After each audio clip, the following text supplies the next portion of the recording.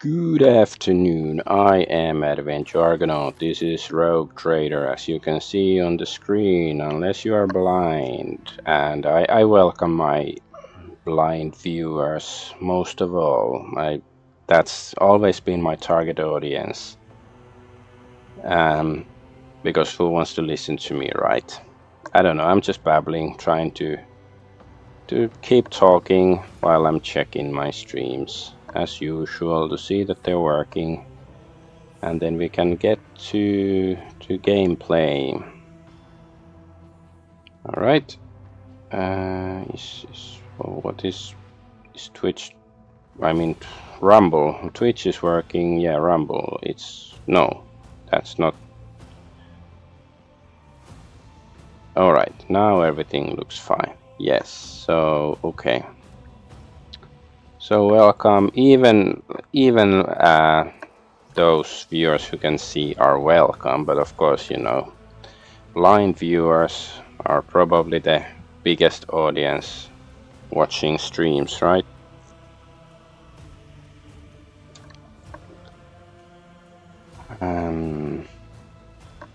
Whatever, we are loading the game. Oh yeah, we are inside the shipwreck of some Inquisition ship, and it's full of Nurgle stuff, and we just beat some baddies last time.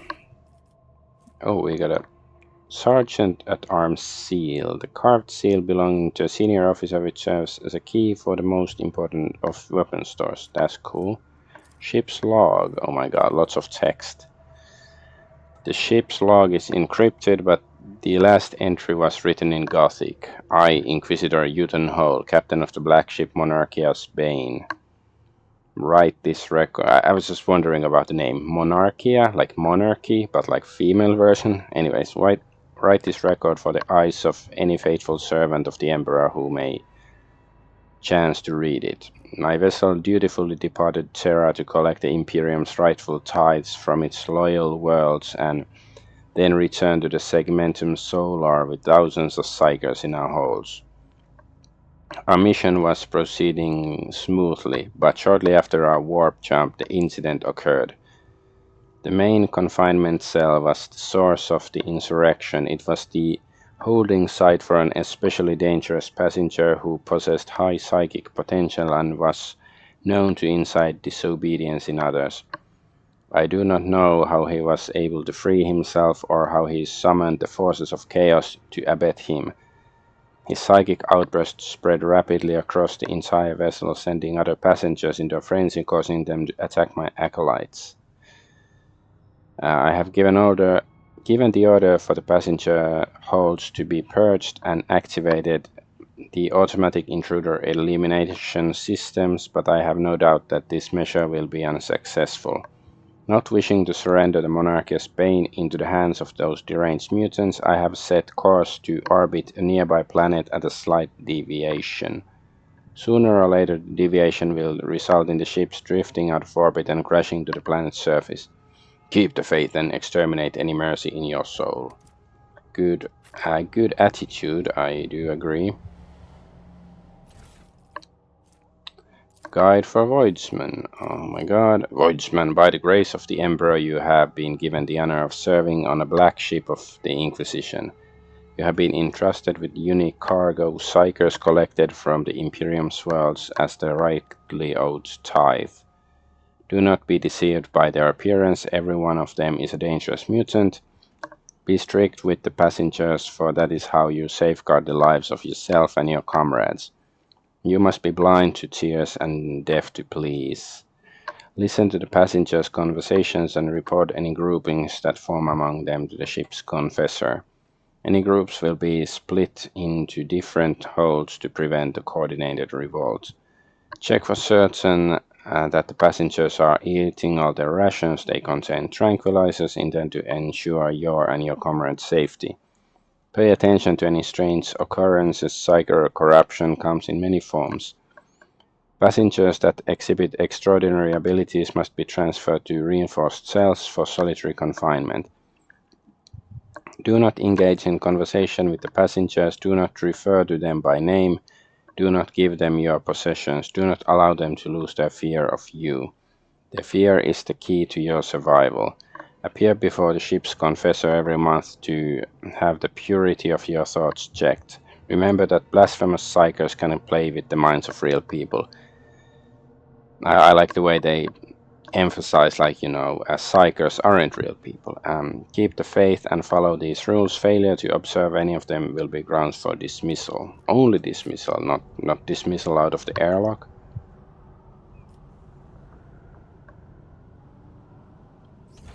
Okay, no loot here. There's the door. There's some loot over there. Well, we can... Oh yeah, we need the key. So I wonder if the key we just got is the one for the chest over there. I sort of want to succeed in this die roll. Oh. Unholy Shard. This amulet reduces all toxic damage suffered by its wearer by 50%. If the wearer has heretical votary, they also heal 0 heretical rank wounds each time they suffer toxic damage. We don't have our Psyker. Okay, let's do the level up then.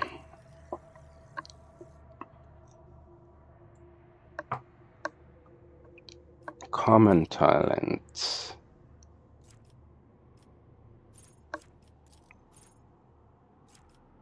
Oh, that's the melee weapon. He doesn't even have melee weapons.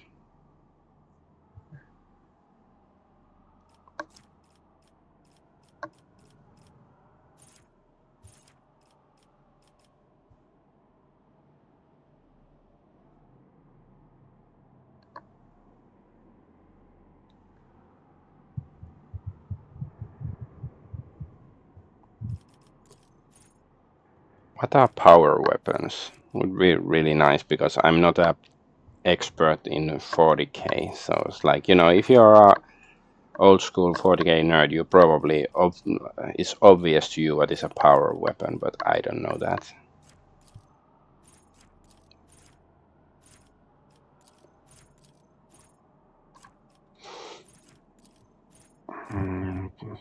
Should I just get more movement points, because these we can't get like Drukhari weapon proficiency or the Eldari weapon proficiency, I think. Yeah, no, we can't. Or we could get, if we get this, then we could get like those alien weapon proficiencies. Should I actually do that? Let's do that. Piercing shot. Bounty Hunter's next attack during this turn will have 100% over penetration and 10% armor penetration. Prey. The next attack hits a target marked as prey that is always critical hit. Okay, that sounds cool. Instead of prey, instead of trap. It's complicated. Yeah, I'm not gonna date that. The bounty hunter designates an enemy in a 10 cell radius as trailed and finishes his turn. All allies gain +7 hit chance against trailed enemy and +15 if the enemy's difficulty tier is more than equal to 5. How do we see the difficulty tier? If an ally kills a trailed enemy, bounty hunter gains an extra turn after the ally's turn, with all AP and MP remaining from the moment the bounty hunter used Hot on the Trail. I don't know, it's a bit confusing. Until the bounty hunter's next turn, whenever an ally attacks a target marked as prey, the attack deals +5% additional damage and gains half of the bounty hunter's current bonuses to critical hit chance and critical chance granted by hunt down the prey. What is hunt down the prey? Okay, it's just the marking the prey stuff, okay. That's not bad either, but maybe piercing shot, it's very simple.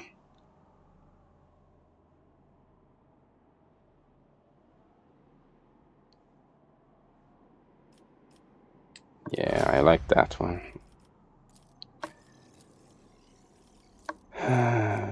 Common talents, blood augury.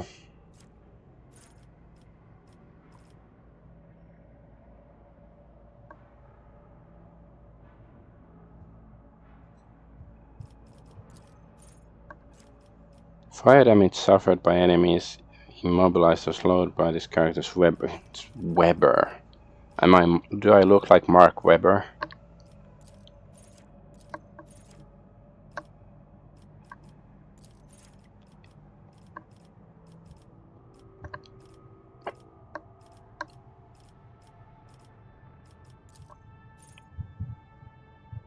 Allies that are targeted by the navigator's power gain plus 10% armor. The additional armor is reduced by the amount of fail degradation to a minimum of 0 and increased by the infusing parameter of the currently equipped navigator staff.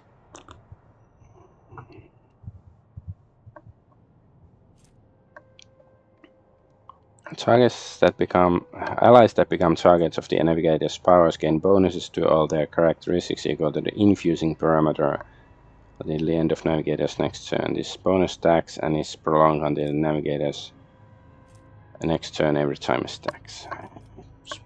I'm not quite sure about the infusing stuff. Navigator, so she heals at the beginning of each turn.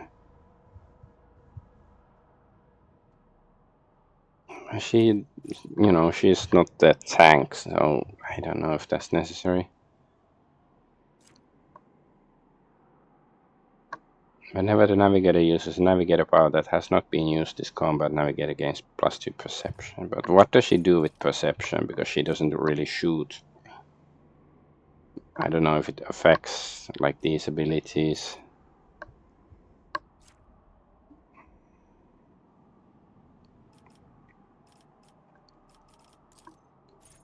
Enemies affected by navigator's power suffer stacking -10 penalty to the next resistance test from the navigator's powers. Penalty is lost after such a test is made. We still don't have. Let's just try the freaking infusion stuff. Yeah, sure. Okay, oh, inspire. Immolate the soul. It does damage. Point of curiosity.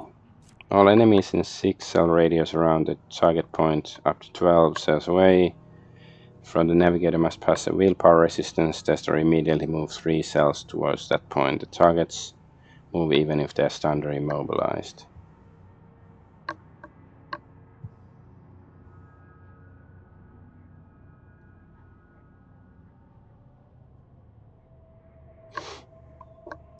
So does that also give them, my guys, attacks of opportunity? Yeah, I guess it's like a more advanced version of this.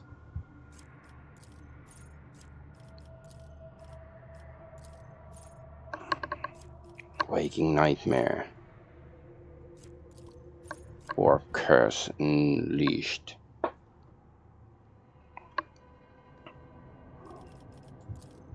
Zone of Fear. All creatures in the area of effect must pass a willpower resistance test or immediately move out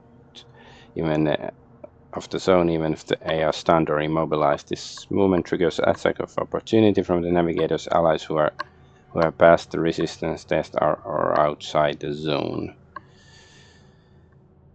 Well, if they pass the test, that's, I guess, good, but I don't know if...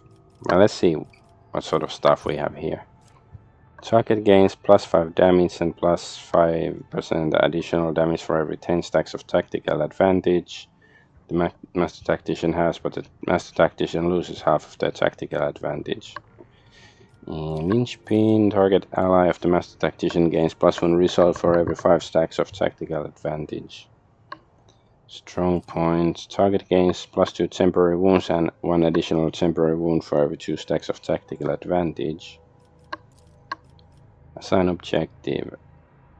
Master Tactician marks an enemy. If that enemy is killed by is killed by one of the target tactician's allies before the beginning of the master tactician's turn, that ally gains +10 +2 times allies resolve momentum and +5 to all characteristics until end of combat.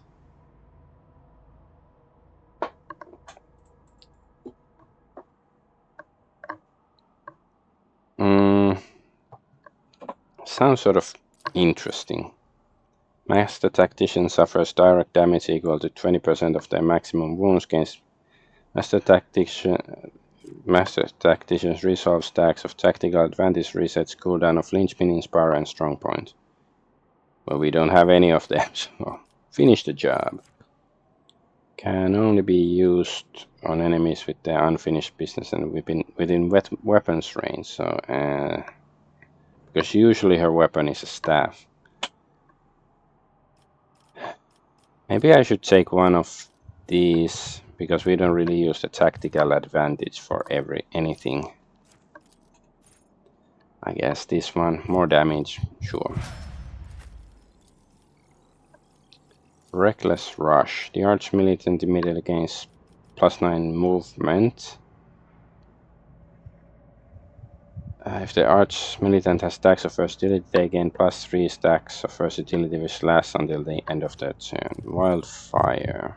The Inquisitor has this one.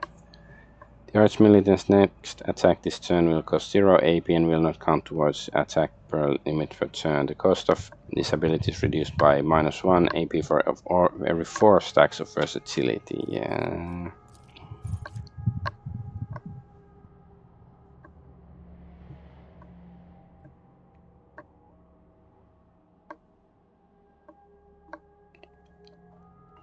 So I guess cautious approach, so we get, like, instead of the usual bonuses from versatility, we would get plus to dodge and parry. No, that doesn't seem good. Confident approach. So we get dodge reduction and parry reduction, and ignores 3% of enemy's cover for every stack.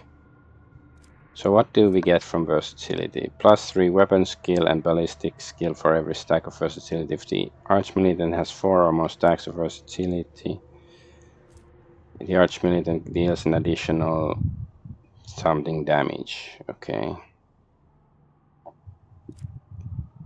So we don't get... I don't know if that's good. Let's just get Wildfire then. Elusive Shadow. Lowest, so yeah, it's basically she's more difficult to see and attack. Danse Macabre. The assassin dashes in a straight line for up to 3 cells, suffering -3 less damage from attacks of opportunity, gaining dodge.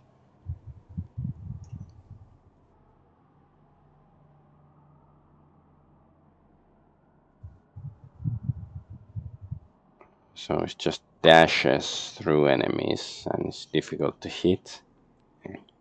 Feinting attack. Assassin's next single target attack will have -50% armor penetration penalty with a minimum of 0% armor penetration. So less and +10 lethality. If it is a melee attack, target rotates 180 degrees. The enemy's dodge and parry against the assassin's attack is equal to 0 until the start of this turn. If it is a ranged attack, the target is forced to move to the closest cell in a 3-cell range with no adjacent cover facing towards the assassin. This movement provokes attacks of opportunity. But it's still... Well, of course we could use feinting attack and then the shot that doesn't do so much damage, whatever it's called, this thing. Death Whisper. Killing Edge. Assassin attacks, granting +40% dodge to the target of this attack. If the attack hits, it deals an additional 28 rounded down damage, increased by twice the percentage of that target's missing wounds. So it's Basically like a slow attack. Let's try fainting attack. Stronghold, stratagem, blitz.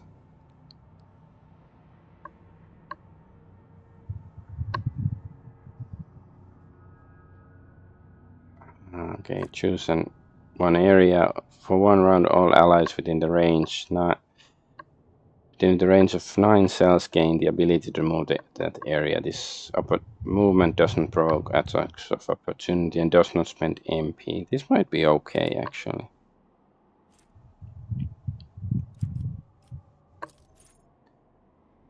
So choose one combat tactics area. For 1 round, all targeted area bonuses are doubled. All other tactical areas are discharged and cannot be used this turn. Can be designated next. Is that good? Stronghold is just, yeah, makes. I think let's try Blitz. Blitzkrieg Bob. Okay, we can get some. The kick wouldn't be too bad, but let's see. Hammer of the Emperor. All allies affected by the word of the Emperor gain the Hammer of the Emperor effect. Next time they deal damage, this damage is increased by plus 13 and the effect is removed. Okay, I guess that might be fun. Light of the Emperor. All allies affected by the word of the Emperor are healed for 6 to 15 wounds. Purge Soul. Deals direct damage, but it's very little. It's increased by 50% against Xenos, 100% against Chaos Worshippers or Drukhari, and 150 against Demons, and by 50 if the enemy has already damaged the Psyker or any of the Psyker's allies in combat.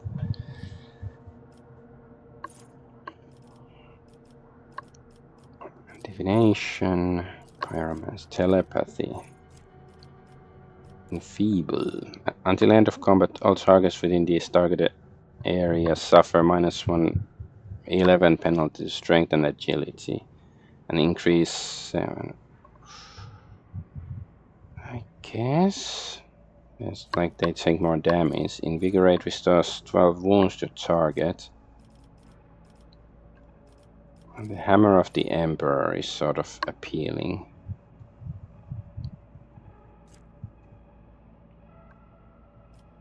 I don't know, do we want that or Enfeeble? Yes, let's get Enfeeble.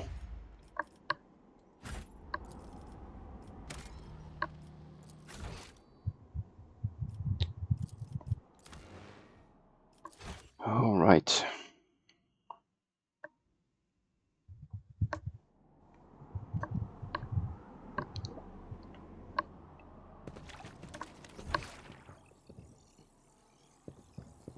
Maybe let's go back to that thingy first to see if we can now open the box.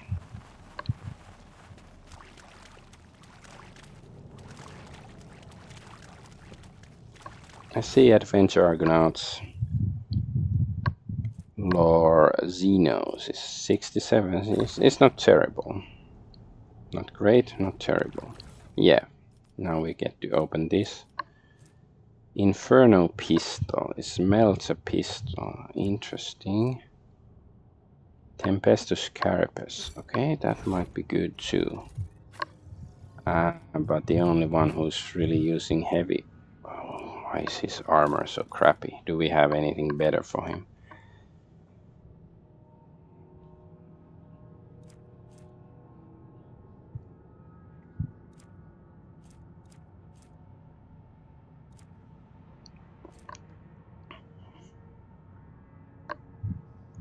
Oh, this is at least slightly better.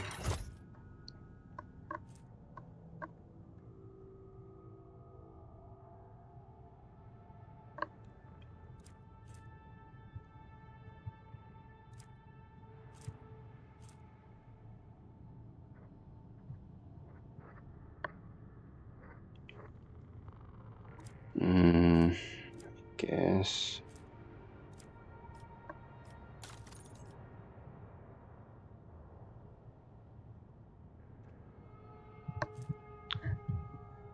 So Tempestuous Carapace, how about this guy?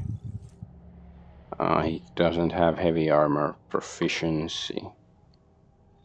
So yeah, it's for Abelard, I guess. But yeah, see this melt pistol. Who here could use it? I guess I have to see. Oh, he could use it. But the plasma pistol is probably better. We can see Abelard when he's in the party, if he'd like to use it. Okay, let's go to this door. What is rightfully ours.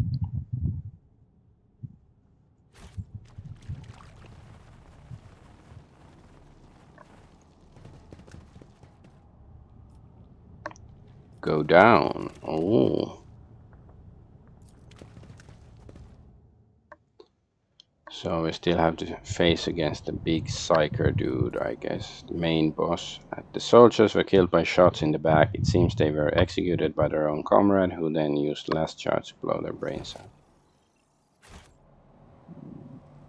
Wait, it's just... Let the faith guide my path to glory. So we got back to the start, but there was that one door where we could like use a melter charge or something. Was it before this already? Let's go. Yeah, so we just came down from there. No, it's not here. These are my guys just waiting. I wonder if there's a mission that, you know, we get back to the escort ship and then they're all disappeared. And then we have to figure out how to get back.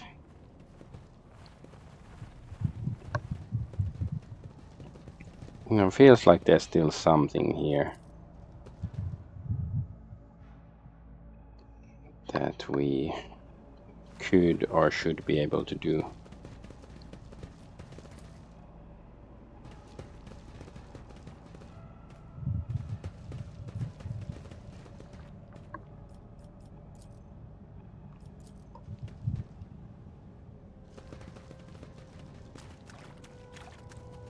That was this one. No. With each step, I forge my destiny among the stars.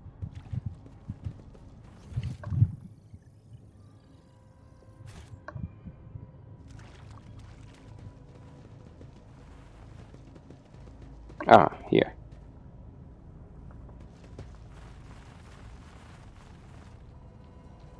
So where... Okay, we are here. We don't have many explosives, so let's see if it's worth it to use explosives here. I better myself through my service.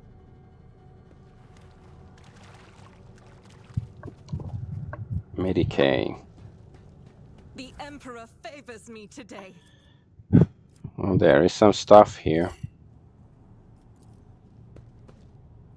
From time to time, tiny sparks of psychic energy burst out of the cocoon, and the flasks of substances are not labeled, but you recognize a few of them as combat stimulants. I guess.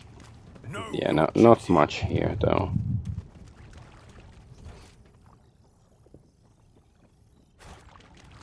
Let's go around this one more time to see if there's like something we missed or something.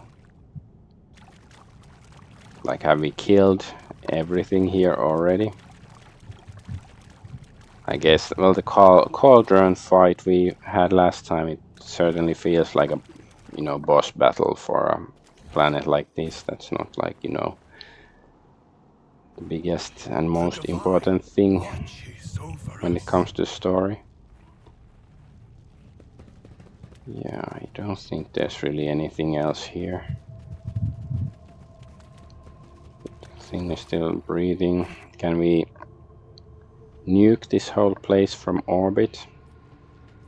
I guess. Let's head back to the ship then. My ship, my crew.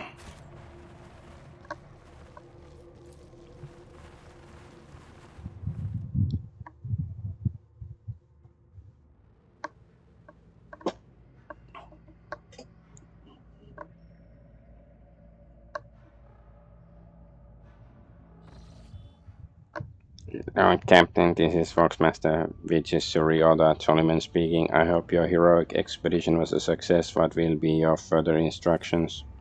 The machine spirit of this vessel is dead and defiled. It should be sent to the Omnisia in a proper nuclear funeral rite.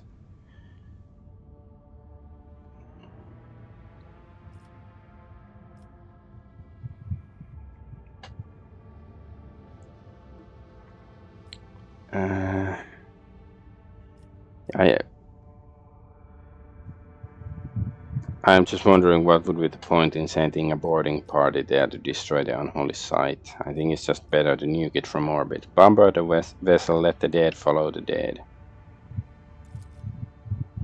As you wish, Lord Captain, the power of our main battery should be enough to penetrate the glacier and evaporate the vessel completely. Dogmatic +5.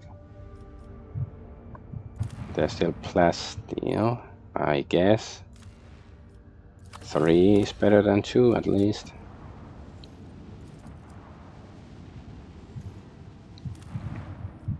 Scan, scan, scan.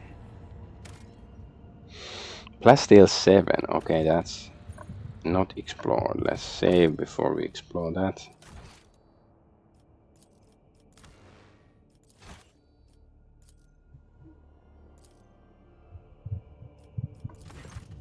The Argos have detected the remnants of an ancient mining ship that crashed on the planet. Looks like it was carrying equipment and settlers to a new mining site. Searching the ship might prove useful, but it carries certain risks. Athletics conduct the search. Success. The search team is able to retrieve the last surviving extractium from under the debris. They suffered no losses and returned to the ship triumphant. 15 experience. So we got extractium. Oh, nice. We need those desperately. Let's level up these dudes, and also let's see this Inferno pistol. It's not as damaging as Ryza pattern foe hammer, so it's not. How about the armor?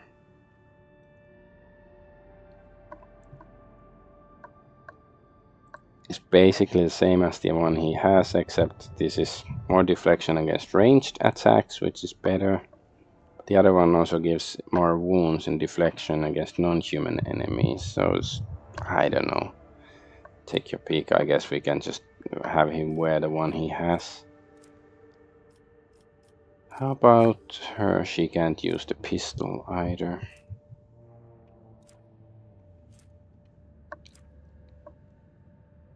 It's her cloak. +10 dodge. I guess that's okay for her.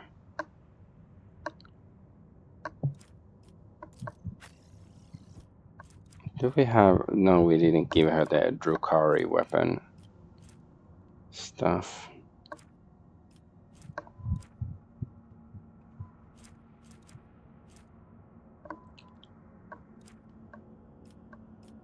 Ah, yeah. That's something we were thinking if it's good. Well, it's only like reduces toxic damage. So if we go against toxic people, then she can use it, but otherwise not so useful. Wall of Rockreed. The Vanguard and all their allies in a 3-cell radius around them gain +3 plus number of unyielding bacon stacks temporary wounds. All affected targets suffer -50% less damage from the next attack. It's like, under certain circumstances, yeah, that's good, but we don't really need it, I think. Follow my lead. Until the start of next turn, the Vanguard and all their allies gain +18 damage and +18 armor penetration against enemies in a 2-cell radius around the Vanguard. If the Vanguard moves, the area of effect moves accordingly. Additionally, all allies that are in a 2-cell radius around the Vanguard at the moment when this ability is used gain the following ability. It costs 0 AP until the start of the Vanguard's turn. So what's this? The character can move to any cell within the line of sight in a 2-cell radius around the Vanguard without provoking attacks of opportunity. Forced distraction. Vanguard chooses an ally. All enemies in a 3-cell radius around this ally must make willpower resistance test with a -20 penalty. On a failed test, the Vanguard becomes priority target. So it's like, yeah, look at me, shoot me. Provocation. Vanguard forces an enemy with them in their melee range to immediately attack the Vanguard. All of the Vanguard's allies who are wielding melee weapons and adjacent enemy make an attack of opportunity against the enemy. The enemy suffers +4 more damage from these attacks. Well, if we had a melee party, that would be cool, but we don't have so much melee.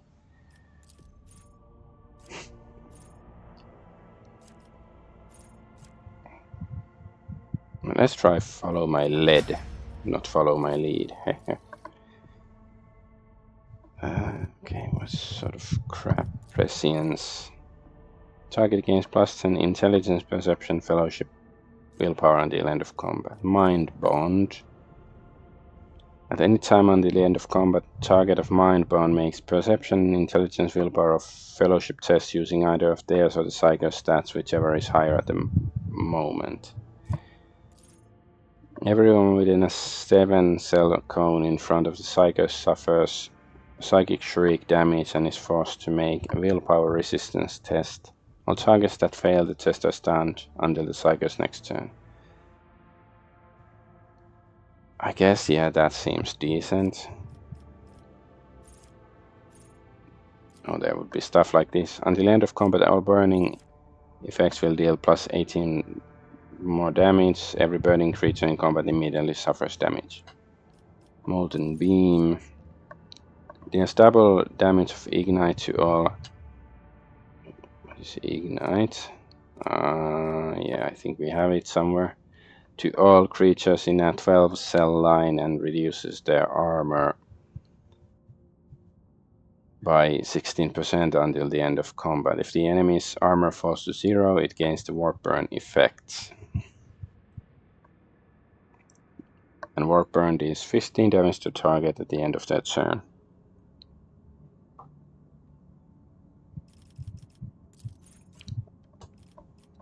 Orchestrate flames. The target does not stop burning and no longer makes test to stop burning. Additionally, yeah, okay.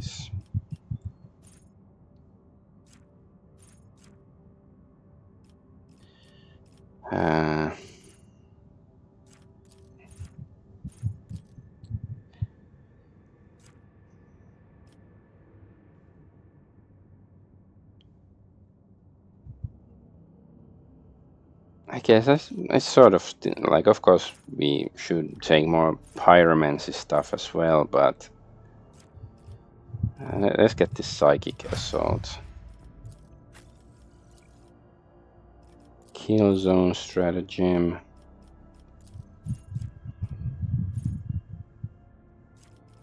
I think just kill zone is decent. Let's take that, even though it's something that our tech priest already has. And wait, did we explore the world already? We did. Plasteel. Yes. Ah, yeah, we got extractium from there. That's what we got. Or extractor, whatever it's called.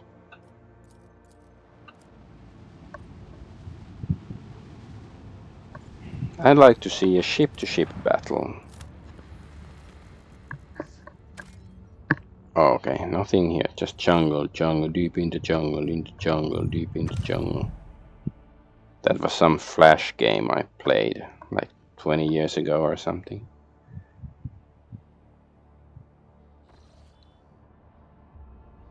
Where are we? Here. Ah, yeah, it was this planet. We hadn't visited it.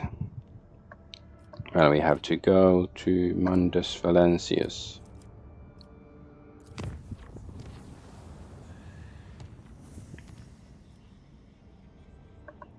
No burning worlds, and we are already extracting this stuff. Maybe I should see if the projects and stuff. This place has cannot build anything more. I think probably have to wait until the next chapter. Maybe then we will unlock more opportunities. Now we still want this Caspalic mission, I think we're at like 10,000, so we are missing half of it. But like surgeon medikit, that stuff is useless. We have lots of medikits already, and cure for sloth, that's heretical. I don't want any more heretical stuff. Oh, that's Chapel of Enumeration is ready.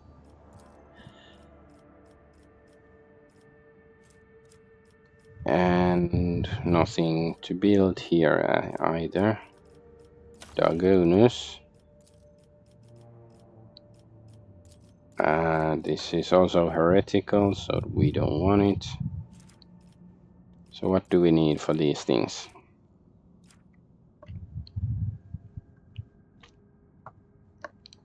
Sordid goods, so reputation with Fellowship of the Void, with Caspalican, Ashen Breath, 200 Melt Gun. Yeah, but these are the ones we really want. So Imperial Navy. Yeah, this is the one we want. So Imperial Navy, Caspalica, and Fellowship of the Void. Let's go do some trading. Let's see if we can increase our friendship levels with those dudes.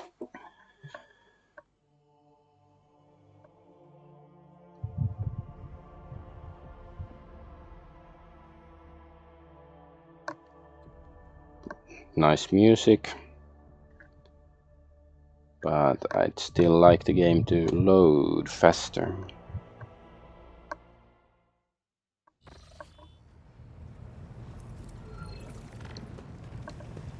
You're copy.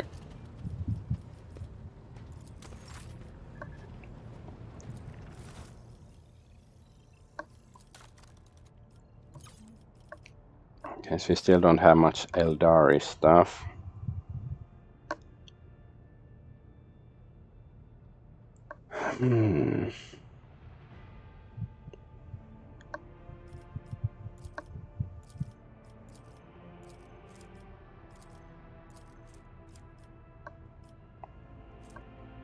I think we need to have around 10k with these, so yeah, we don't really wanna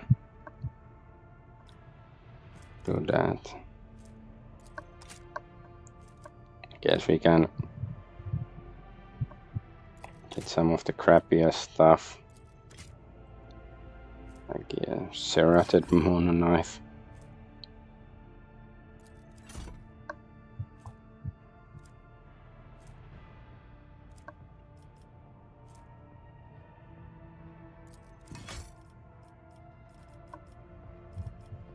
Okay, let's not do that. How about Fellowship of the Void? I think we only have to get to this level, so that shouldn't be that difficult. Pirate Chainmail.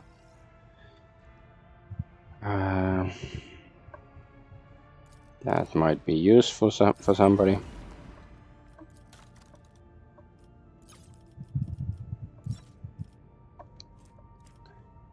Xeno artifacts.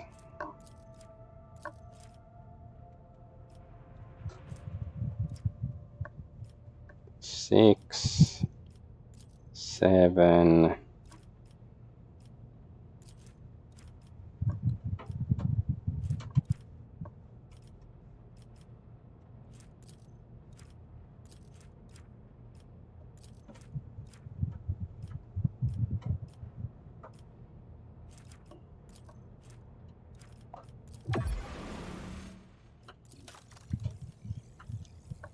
Auto pistol. That looks crappy. I guess we can get the grenade. What's this? Nah. And Caspalica, yeah, we need like lots more friendship with these guys.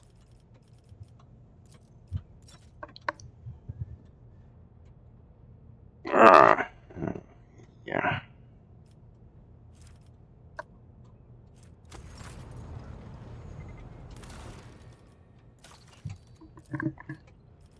Sorted goods. At least we can get this one.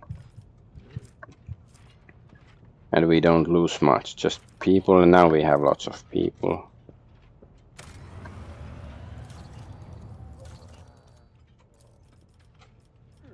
Oh, Secret of the Winter Scales.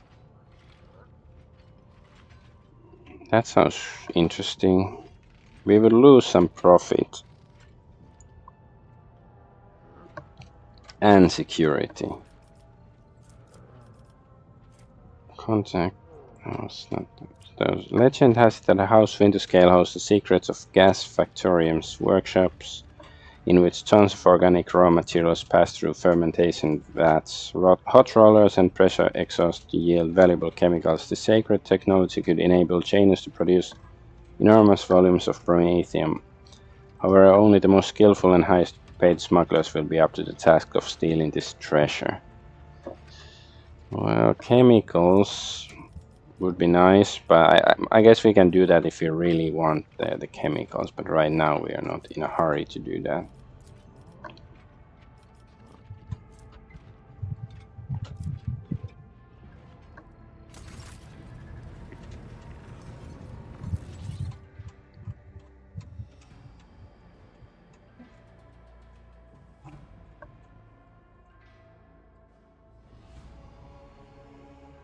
Yeah, right.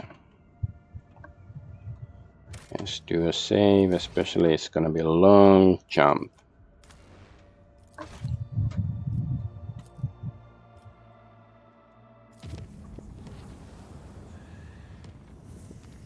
Oh, nothing happened at all. It's a lava world and a burning world.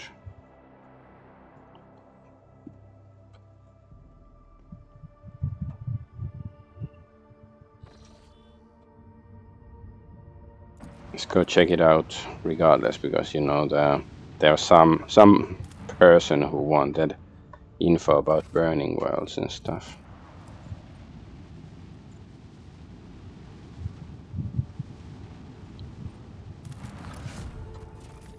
Oh, sorted goods.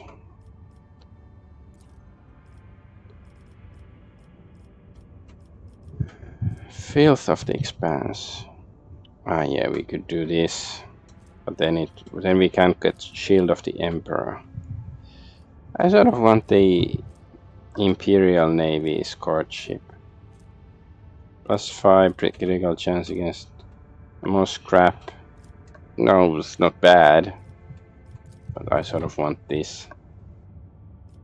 Especially we are a Navy guy, like our background is Navy. I think that's appropriate.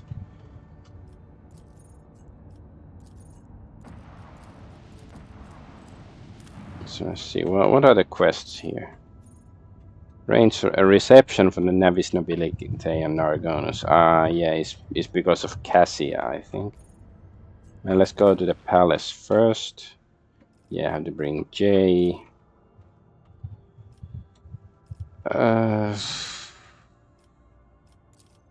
don't know, Idira, because she's been here, she knows stuff, because she used to work for Theodora.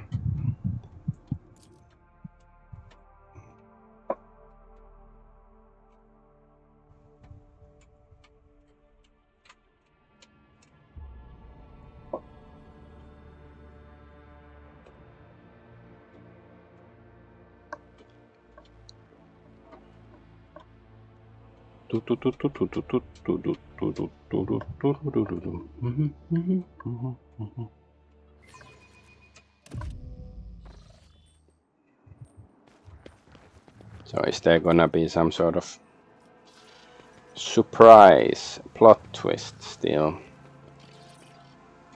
regarding this quest? Let the faith guide my path to glory.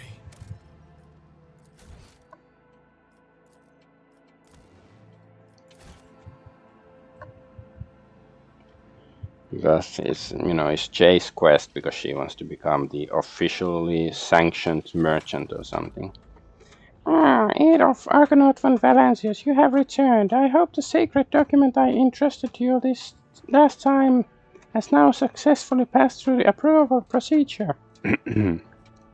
Here's your paper, complete with the seals.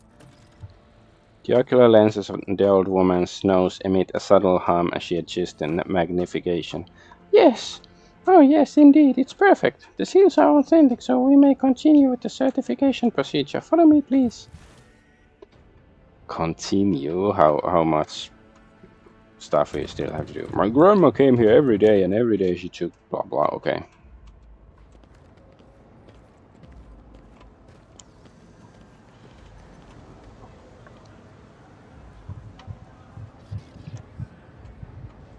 So what? We have to wait here for like 70 days. So wait in line.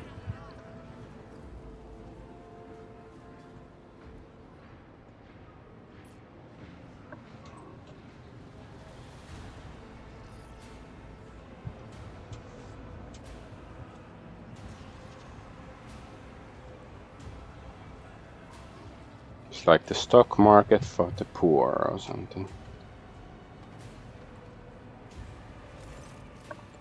This is your queue and your chicken number is... The old woman's ocular lenses hum as she zooms in on the paper in her hand. Okay, can we shoot her now? 394. When it's your turn to be seen, the ranking prefect will review your documentation again and sign the official certification for J. Haydari to possess Mercatum Tabula Officialia. You will have a bit of a wait, but it will be worth it in the end. Is this some kind of joke? Master of Seals peers at you over her ocular lenses. Hardly. In accordance with the decree DA 58 Clause 201, citizens of the capital world of the Von Valancius Protectorate must submit their petitions at one of the assigned windows in the waiting hall. The decree makes no mention of the rogue trader being exempt from this rule. I'm the rogue trader and sovereign of this world. I do not queue. Under the Lex Imperialis, your rights and privileges as rogue trader come into effect only after your official accession ceremony. Until then, you're just another humble subject of the Von Valancius Protectorate.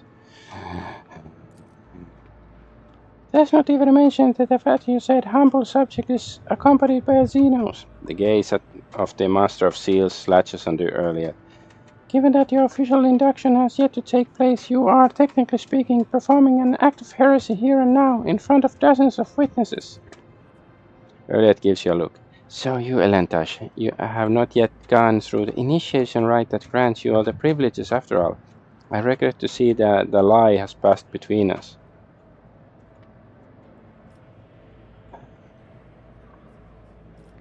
Do you really wish to get on my bad side? Coercion 100%. Coercion succeeded. The old woman wrinkles her nose like she has tasted something unpleasant.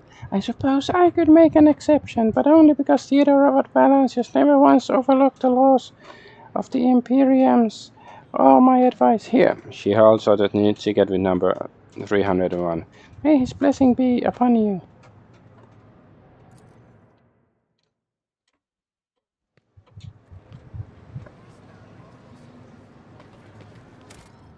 So wait, how long do we still have to wait?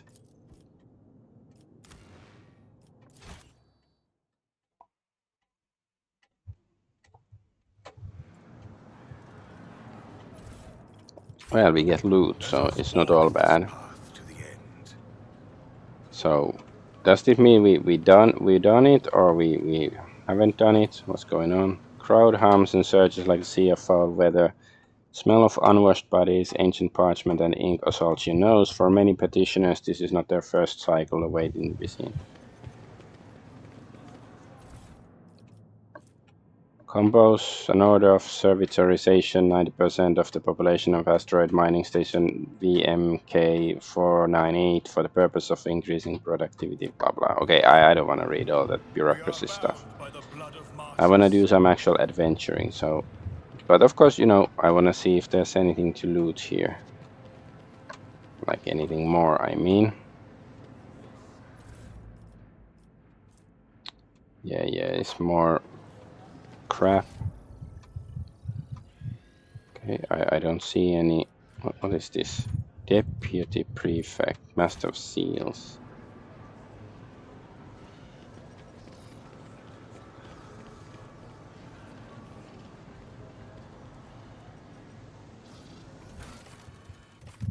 So, obtain the last seal. The administrative clerk refuses to accept the document without a last seal certifying the document and 2 previous seals. As dictated by the laws of the Imperium, Rogue Trader will have to stand in queue with hundreds of other petitioners to obtain it. Know your duty. Okay, so this is the where we came from.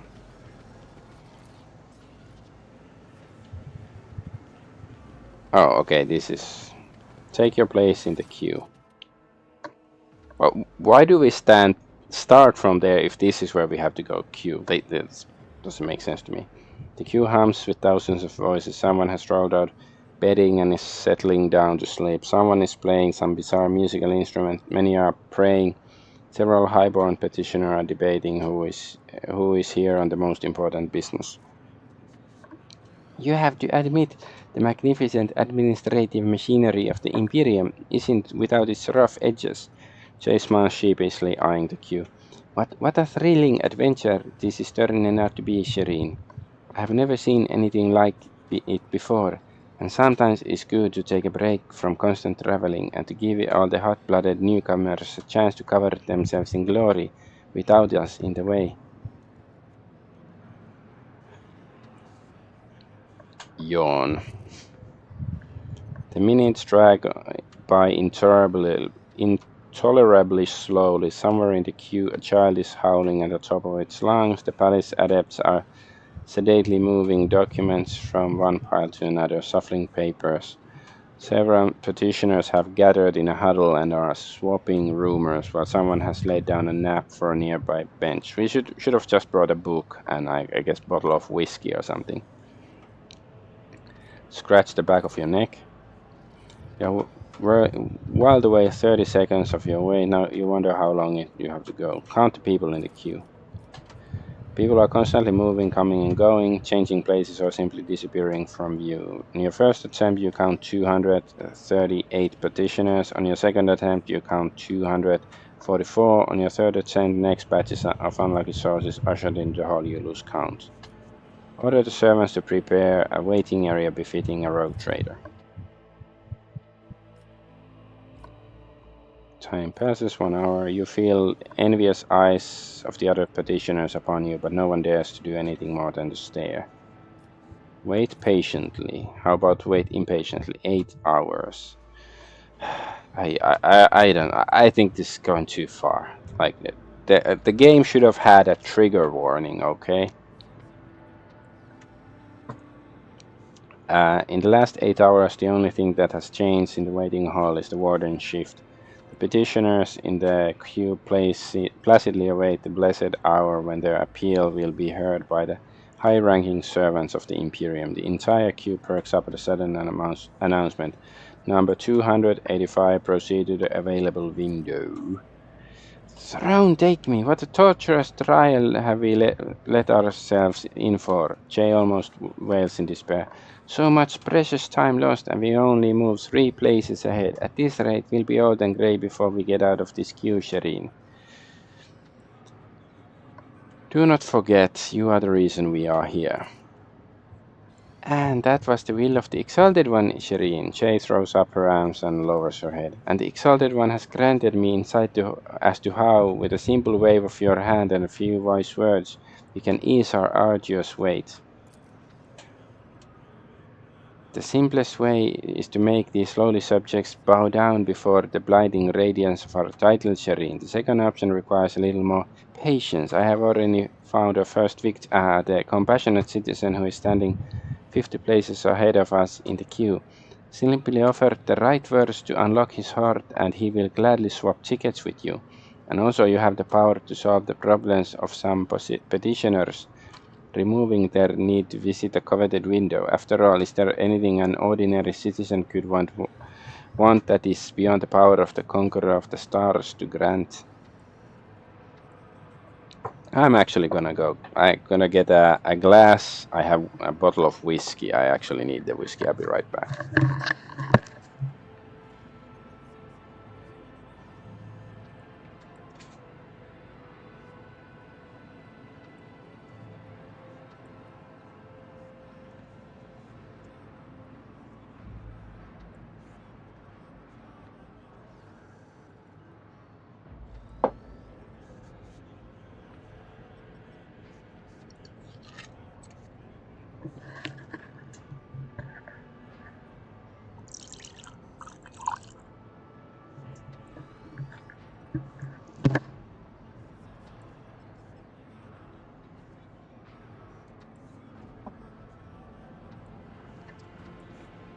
Don't know if the mic picked up the sound of me pouring the whiskey, but now I have whiskey.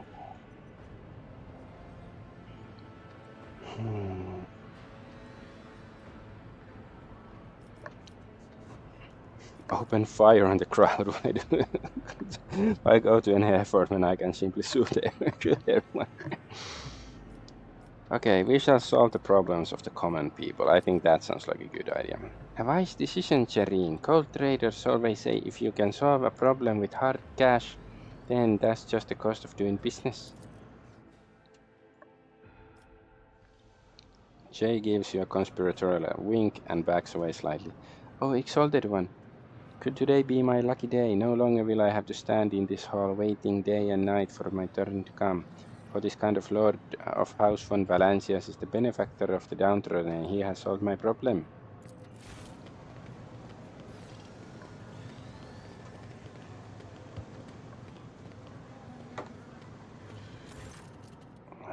Young work. Esteemed lord, take pity on this poor youth as well.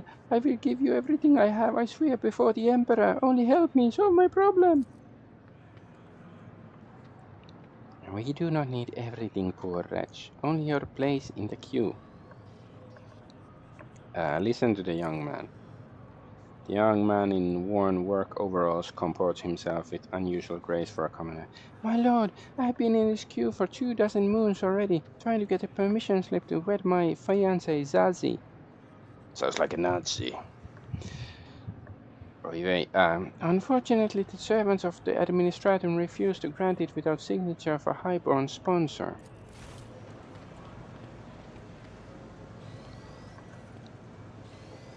She looks angry. Strange petitioner. Out of my way! Elbowing aside onlookers left and right, a richly dressed lady with a beauty mark augment above her lips charges toward you. Esteemed lord, my eighth offering has lost his mind. He has decided to renounce his family, his noble title, and his talent as a healer, all for the sake of some tattered waif from the middle of levels. A union with a commoner will put an end to his studies at the university, but should Dargonus and Officio Medicia be deprived of a capable surgeon because of a passing fancy? Sassy is a healer too, and she helps the people of the hive a great deal more than any lily-white surgeon with a diploma. I do not want to live a life of idleness in the spires of Dargonus like you, not when I know there are thousands of unfortunate people in the lower levels who need my help.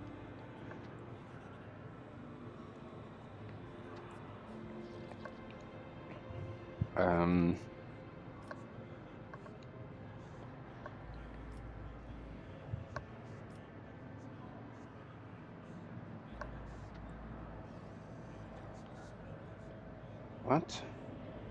You wish to study alongside your beloved. Very well, I hereby grant you ownership of the Dargonis University of Medicae. You may admit anyone you like. You lose profit. Okay. I just met the guy. I don't want to give him ownership of the university.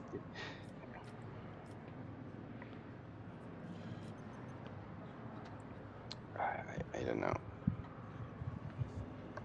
I don't know the people, but I guess I want to be like I sympathize with these people if they have to suffer from the same bureaucracy as me. In the name of House von Valensis, I hereby make your fiancée a lady of the court and release her from any obligation thereto. The young man spent several seconds opening and closing his mouth in shock. That means our marriage will be finally certified, and Zazie will be able to become a surgeon now too. I don't know how to thank you, my lord. Here, please take my place. I will return later, this time with my fiancée.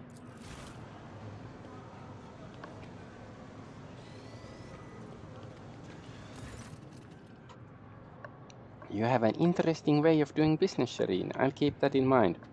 Jay's shrewd eyes are alight with interest as she watches the young petitioner leave. Allowing you to decrepit old man, allowing yourself a brief pause, a hunched ragamuffin approaches you. The old man's toothless mouth breathes out a putrefying cloud of air as he speaks only 3 words. Death of life. Jay peers over the man's shoulder to read his crumpled form. You are here to request mortification so that your organs go to your granddaughter as an inheritance. She will hardly want your worn-out body parts, old-timer. I read it with the wrong accent, but whatever. The ragged man shakes his head and covers his face with wrinkled hat. Servitor, disposal. Wernst succeeded. Only now do you notice the tattoo on his right hand, the symbol of the Adeptus Administratum and several interlocking chains. It seems this old fellow is property of a prefect of this palace. Jay looks at the man's form again and rears back in horror. The granddaughter of this poor wretch was turned into a servitor 16 Argonauts years ago. After a recent accident, she was listed for disposal, and now this old man is volunteering to be spare parts for a soulless tin can. May the Exalted One keep me from such a fate.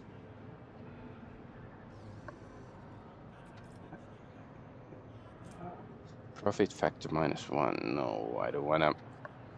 It's a freaking servitor.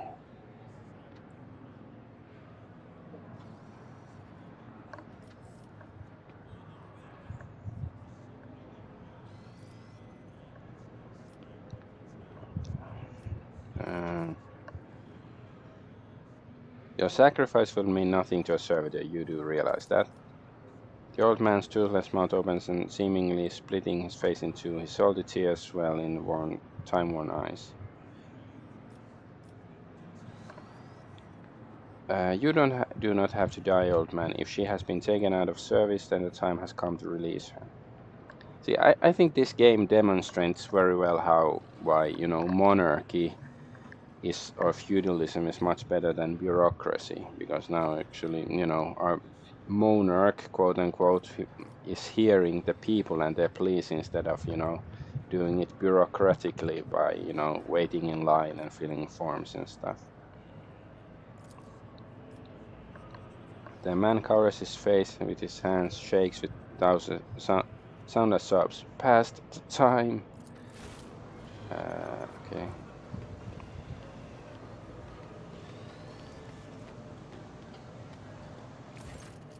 Interesting. So that is how the ruler of worlds and all the stars in the sky acts when he finds an unfortunate on the edge of a magnificent orbit. Jay nods pensively and beckons the next petitioner forward.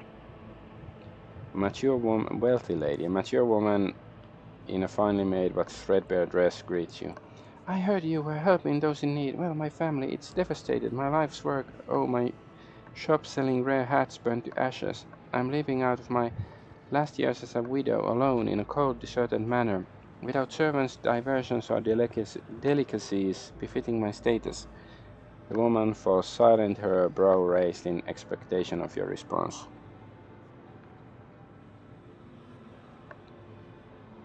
No, I don't want to just give her money. 3 profit. No, fuck no.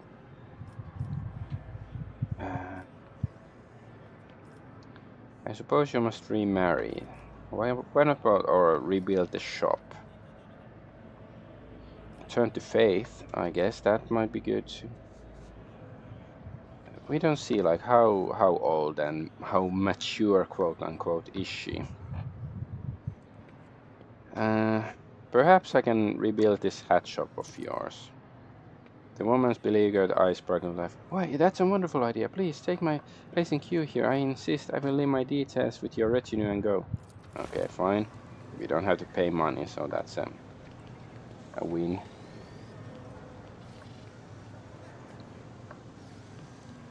So who's next? Oh, 3 hours. Okay, that was the last one. Well, that was amusing. I paid off the last few onlookers who were willing to give up their place. It's a pity they aren't also amenable. Jay inspects the ticket she now holds and nods with satisfaction. We moved forward considerably in the queue, Shireen, but you aren't ready to stop there, are ya? The people will be amazed if you show them your tame Xenos. They will drop everything they're holding, including their tickets, and come to goggle at her, I guarantee it. You could also ask Idira to use her talent. On second thought, no, that Could be more disastrous than a suddenly erupting volcano, Shireen. Forget it. I don't know. It sounds like those things might backfire. Let's see. Wait patiently for now. 8 hours. You know, the chaos will conquer the galaxy by the time we are done. Another 8 planetary hours go by. The queue has hardly moved. The adept in the next window was dealing with the rebelling machine spirits in his cogitator. So the petitioners from that queue were diverted into the middle of yours. Shireen, you're a saint. Have I told you that before? You must be, because I don't see any other reason why you would show such fervent but senseless patience. Can we hurry things along? Okay, we need to move forward faster. Use your tricks. I prefer to call it my wisdom learned through many years' experience, but I don't care about the precise wording just now. How do you wish to proceed, Shireen? Okay, Earlier, I need you to serve as a distraction. Here we got experience. The Eldaris' clear gaze surveys the crowd. Elantash, I will do this, but only because you helped me to leave the chains. If any monkey tries to touch me, I will end them as ruthlessly as one approach and lead. I don't know, this is so absurd. Okay, more Elantash. Okay. Get a load of this freak.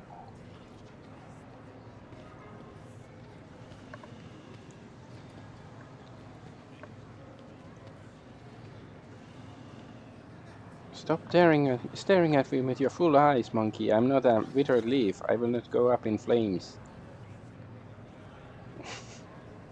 They don't seem that intrigued by her. Okay, 1 hour. Such humiliation for a child of Assyrian to be nothing but a beast from monkey to Owlcat. Look at it this way, my pointy-eared and elegant Xeno friend.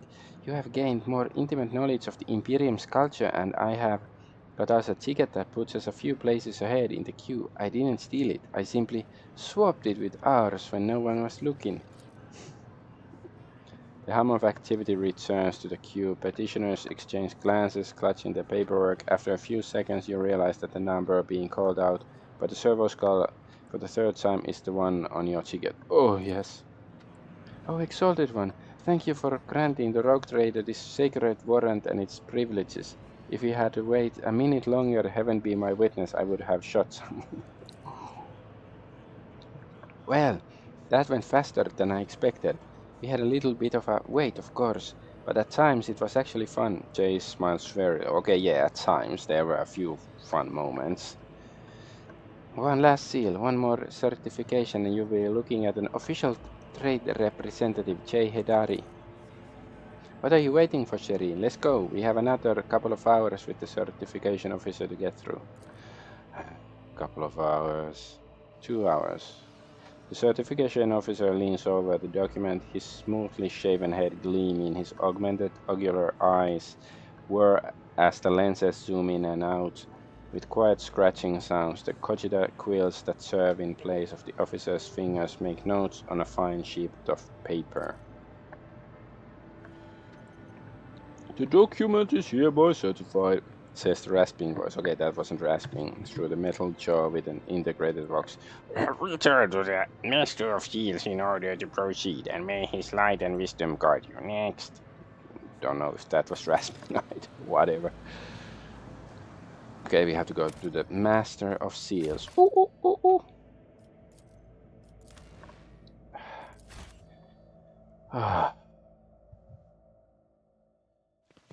So yeah, I think Simon the Sorcerer made this joke already, but like, if there are actual fantasy worlds where, it's regular to go adventuring in dungeons, slaying dragons and all that shit, then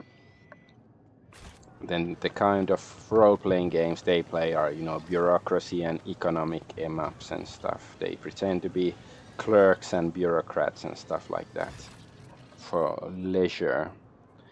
The Temple of Law and Order greets you, Adolf Argonaut van Valences. You have returned with all the necessary paperwork, I presume?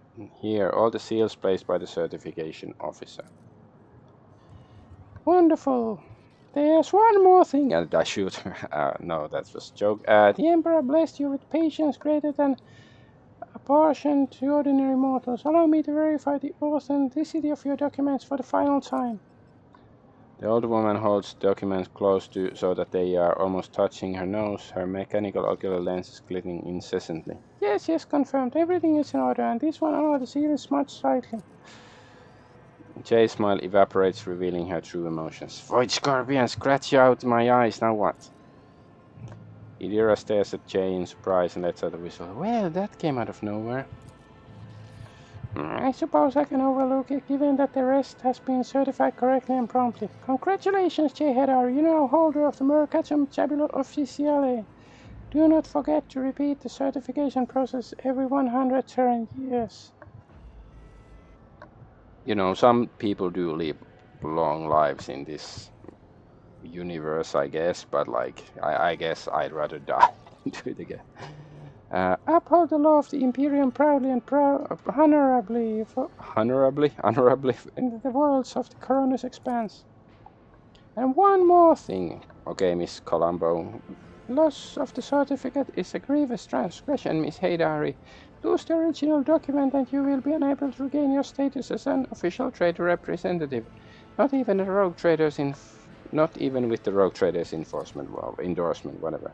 Yes, esteemed Damar, give me the certificate already. Come on. Jay's eyes dart over the Mercatum Tabula officially and shine with delight. Praise the exalted one who saw me through all these trials, Shireen. This is something to tell the grandchildren about. How a humble mortal became a trade representative of the Imperium. Let's not bother the demure any longer, Shireen. Why don't we discuss our next steps on the ship? See, what was his name? Robert E. Howard was right, you know, the guy who wrote Conan and stuff. Like, you know, barbarism is much superior to civilization if civilization is this bureaucracy shit. You know, did the Mongol Empire have bureaucracy of this kind? I doubt it. Like on Twitter recently, I saw some people, it was like a couple of weeks ago, there was like people talking about the Mongols every now and then, and somebody said like, you know, they were baddies, but like, did they have bureaucracy? I'm not an expert, but I'm gonna say not much. So I think they were superior. Okay, we have to talk to Jay. So we have to return to the ship, I guess. It takes skill and talent. Can we get to the deputy prefect? What is this? What's this place? Who or what is the deputy prefect? How do we get there? My warp sight reveals something. What's this? Random crap. That is good we went there, because now we found it.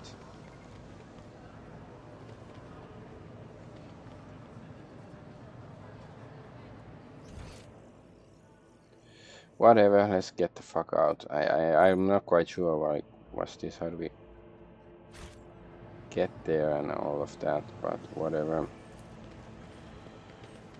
Okay, let's go talk to Jay, and we still have another quest on the planet. I hope it involves fighting, even though it's some sort of fucking diplomatic stuff.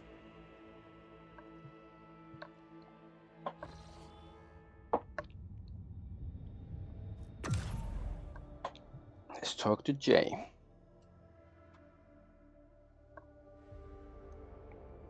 I already finished the whiskey. Wasn't that much. Of course, like I didn't finish the whole bottle, but like the glass. But we finished, well, technically we haven't finished the quest, so like, you know, talking bureaucratically, I'm still entitled to refilling the glass, right?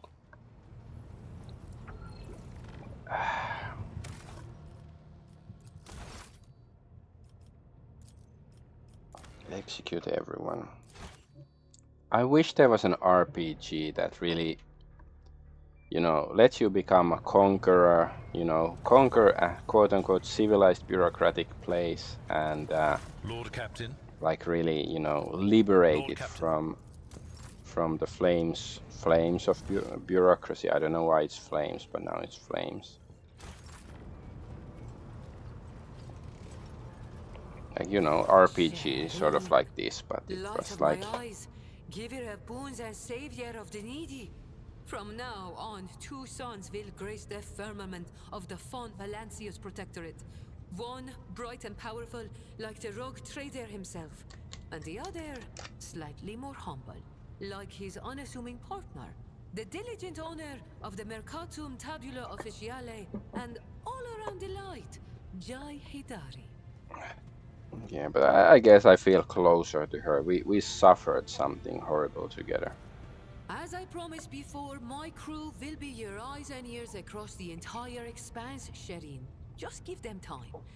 And of course, the assistant to official trade representative Jai Hidari is already rushing to Dargonis to deliver goods of rare and exquisite quality to you and your people, O master of many worlds.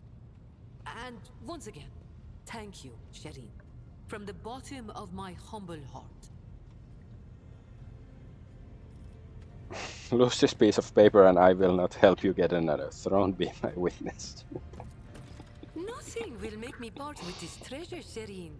May the Exalted One be my witness. Him and all the stars in the expanse that shine like a handful of pearls scattered across the dark velvet of the galaxy. I only have one last question to ask. Jay flashes a conspiratorial smile, leans forward, and shamelessly holds your gaze, completely ignoring the disapproving looks of the surrounding officers as she waits for your reply. What? Kiss? So wait, she wants to... I'm still not really interested in her. You know, she's hag. You know, not bad for a hag, but still.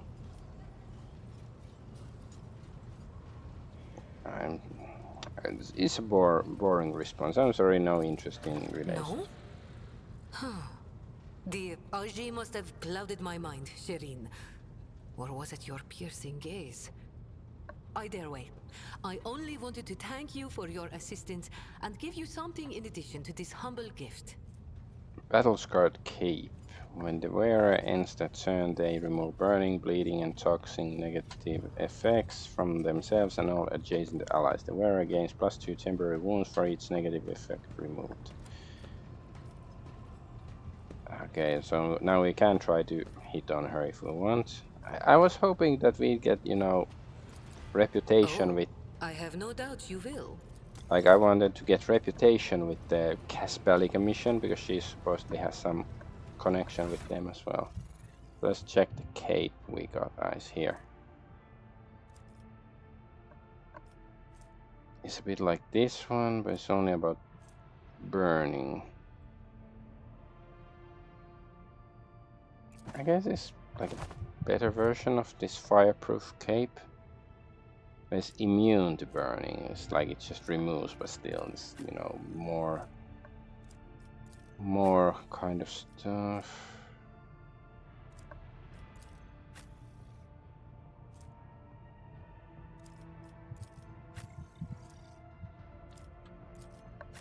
Just checking if anybody actually wants this burning cape. Melee attacks against demon enemies +2. She's dogmatic, so it should be +4, I guess. Do we have a better melee weapon for her? Let's get back to that soon. Okay, this is some stratagem stuff. And this guy, when he uses Endure, it removes harmful stuff. Okay.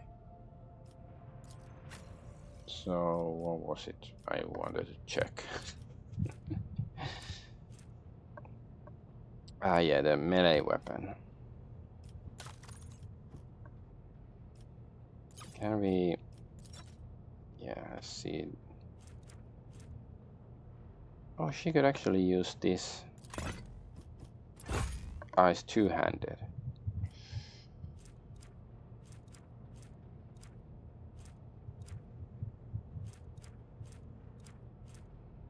This is actually surprisingly damaging.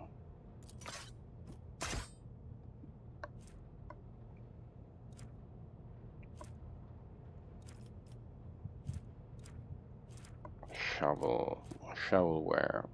Still, chain axe is surprisingly good, but I sort of like her having the flamer. There should be some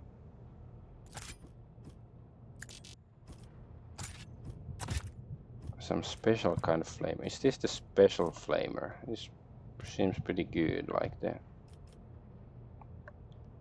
damage and stuff. Chain axe. Oh, this is Mars pattern chain axe, so it's slightly better actually than the one she. This one has venomous strike, but this has sweep. I guess this is better.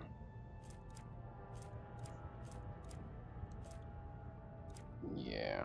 Okay, this is a power sword, so I get, yeah, it's a power weapon, I presume, because I was wondering earlier what is a power weapon. Okay, let's go do the other quest on the planet then. We still haven't had a fight today. Well, the bureaucracy was worse than any fight.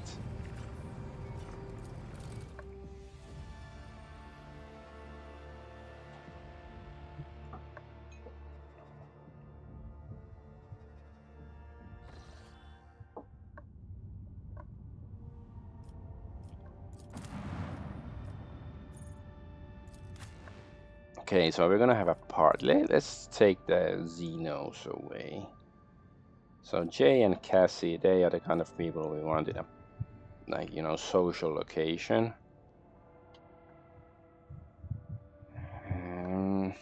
Let's take Heinrichs.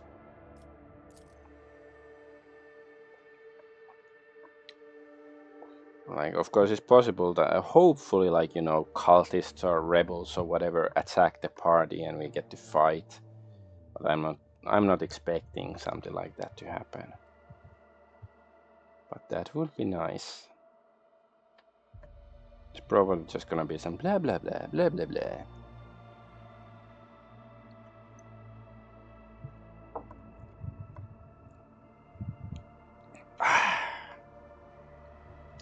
Yeah, my sanity would have dropped significantly if it hadn't been. Yeah, I should have.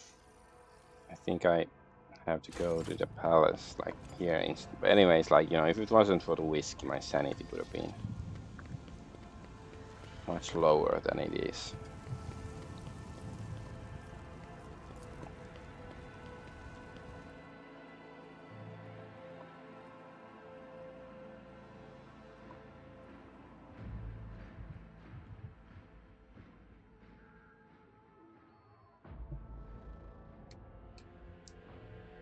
Von Valencia's palace. I was thinking, was like subconsciously thinking of Tomb Raider when I like looked at the picture here. Like, it's sort of like some level from Tomb Raider, even though, you know, more detailed and less, like, you know, weather than sandy. Maybe because I recently watched some like video on YouTube, some Zoomer who is playing, you know, games that, because for me, you know, Tomb Raider, I was already a teenager. I wasn't even a kid when it came out. But yeah, the original Tomb Raider, that was great, but I played too much of it because my like cousin's kid forced me to play it after you know, many times. He was like 5 or something and I was a teenager, and it's like after I had finished the game already, it's like, oh, because he was too young to actually, you know, play it well or anything, but he liked the game and he wanted me to show all the levels and stuff. And anyways, let's go find, I think we have to talk to Clementine, whatever her name is.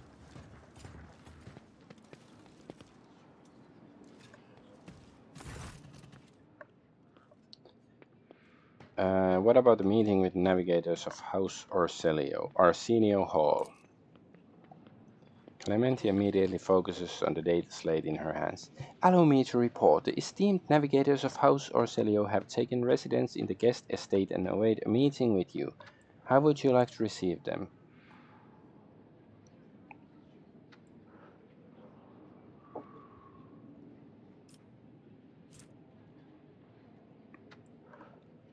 I don't want to give them my profit. No, meeting with the navigators is just a formality. No need to be any extravagant receptions. Understood, your lordship. Would you like to hold this meeting shortly? Yes, Cassie and I are ready for the talks. Then I'll have messengers sent to retrieve the esteemed guests. I already chose my party, yes, this is the party I wanted. So perhaps there's gonna be, or at least a potential that they're gonna turn hostile. Maybe they wanna abduct Cassia or something. But Cassia is mine. They will not have her.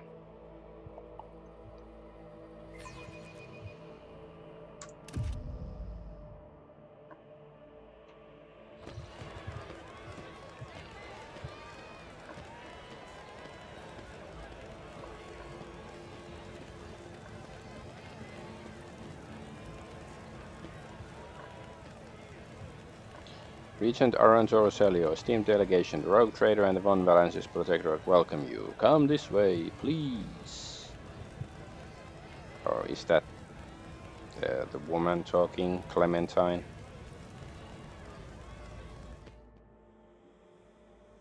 All the characters look more or less the same. Just okay, the clothes are a bit different, but I don't know what character. Was it just random NPC or somebody we should know?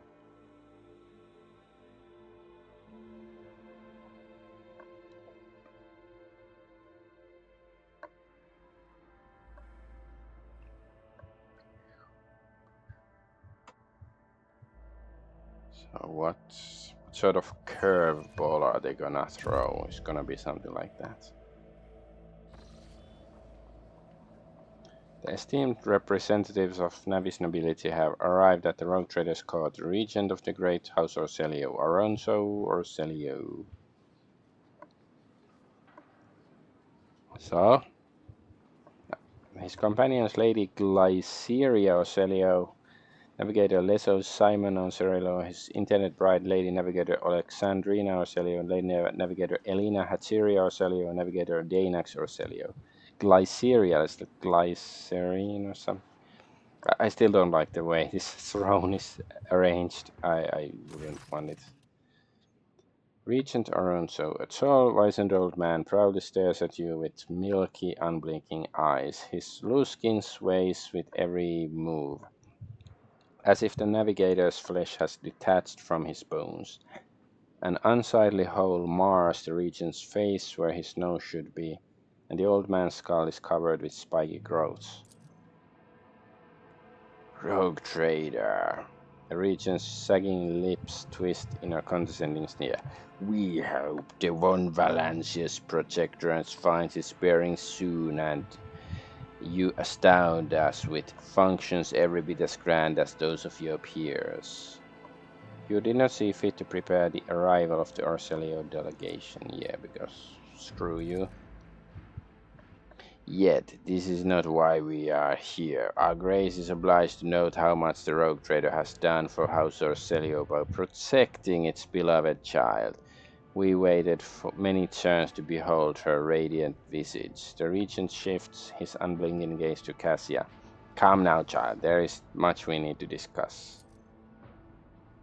Cassia steps forward, but then stops and looks at you. As long as the Lady Navigator remains under my protection, I will speak on her behalf. The regent pensively scratches his scant beard with webbed fingers. I suppose we can tolerate that. After all, it was you who rescued the child. If so, tell us, what exactly happened on Urak 5? The station was full of madmen. I butchered everyone who dared threaten my life. Can't we say it more diplomatically? It's like, why is there only one option right now? Regent Aranto nods slowly. In that case, House Orselio is deeply indebted to the Rogue Trader, and we are willing to reciprocate such a magnanimous gesture. We trust that a treaty of friendship and alliance, underpinned by the transfer of several artifacts of exceedingly rarity, will suffice. Now, come, child, it is time we departed for our new home, so that we may finish what we started. He stretches out his withered hand and, covered with a translucent leathery membranes, towards Cassia.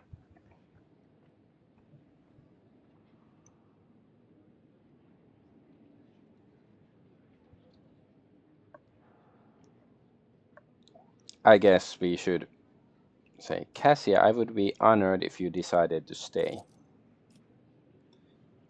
Unthinkable. What? Are they gonna attack already? Don't shoot! House Orselio was not involved in the attack! What? Okay. Well, there's a fight. I sort of got what I wanted.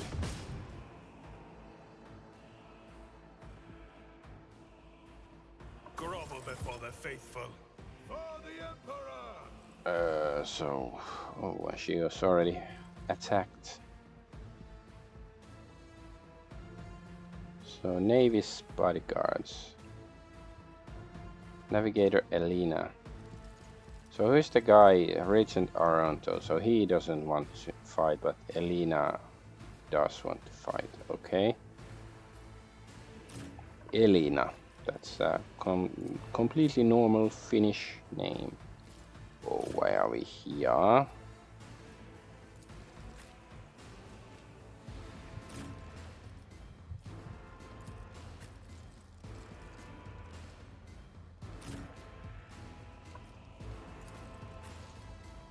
we even brought her. It's been a while.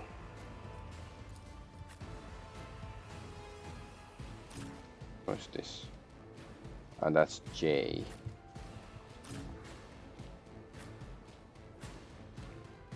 Oh no, we don't have our monkey, I mean Xeno's pet monkey. I like her sniping. I don't know, maybe, let's see. Maybe this side can be, this is for sniping, this is for fun. This is for fighting, this is for fun.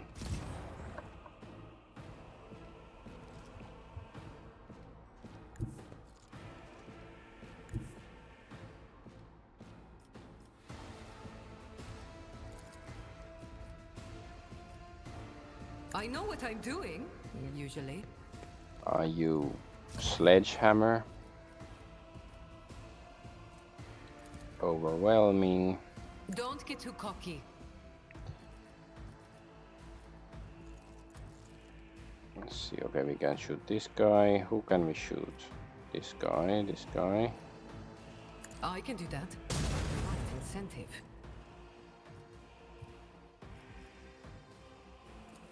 Should be, let's just use this then. Don't get too cocky. Am I getting paid for this? Miss. Okay. Heinrichs, he's fast. Let's use Blessed by the Emperor, whatever this is called.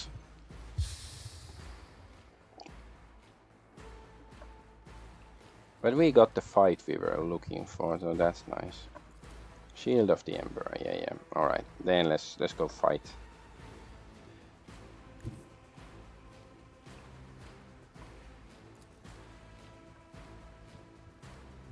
Get me a target.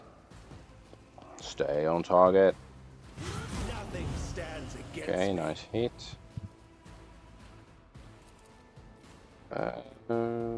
It's too close. Fine, then let's go fight this guy.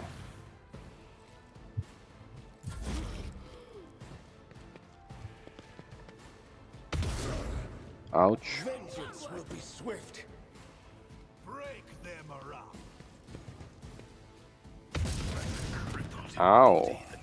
How dare you? Oh, what was this? This was the new thing we unlocked. Target gains additional damage, but it reduces her stack, so maybe we shouldn't start with that. Let's see. Let's show the might of House Orselio, you traitors to my kind, or something. Yeah, alright.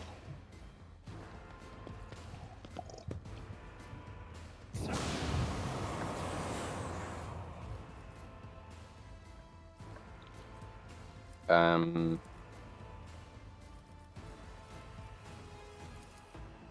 you. I am a navigator, not a servitor. I'm not accustomed to being ordered around. No, we can. No, we can't charge this guy. Why? Did I press the wrong? I fucking pressed it, but the game didn't understand. Okay, yeah, now we are like, you know, threatening their spaces, as it were. Oh yeah, we got the new attack. Let's see.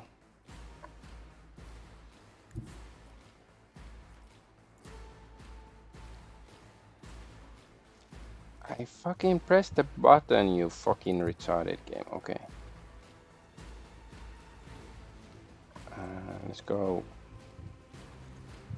Yeah, here.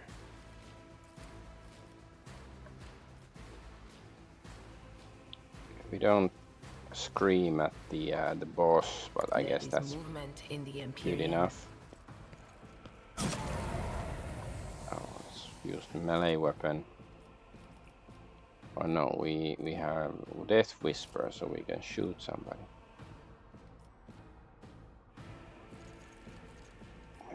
What is this dominate? Yeah, it forces somebody to come this way.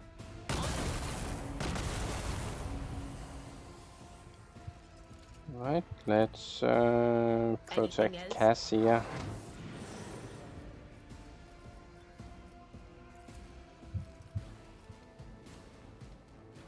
But there's this guy, can we see him? We can, yeah. Don't hide there, you coward. Analyze enemies. Maybe this. No, we can't do it. Okay, let's analyze. Analyze Elena. Not this scryer's job. What? Why can't we analyze her? Can't we see her? Is that the thing? Whatever, analyze this bodyguard. I'm done with this one. What? So, was it she tried to leave and then Heinrichs cut her down? Jay uses something, deals damage to Navigator. Lady Navigator Elena falls unconscious, so she's not dead. Energy damage. So I think it's like she tried to run away and then was, you know, attack of opportunity. Okay, now this battle feels quite easy at this point in the game. Wait, what if we use this? Let's go here. Whatever. I will not be deterred. Yeah, Cassia can stay there. Jai can stay there. What's this? The new thing? Oh yeah, it makes it critical hit. In service. Okay, who do we wanna? Oh yeah, no. We have to mark them. This guy. We can see And this guy. so shall it be done. The Emperor commands. Hits cover. Fuck you. Double fuck. I will not be deterred. Nunchuck fuck.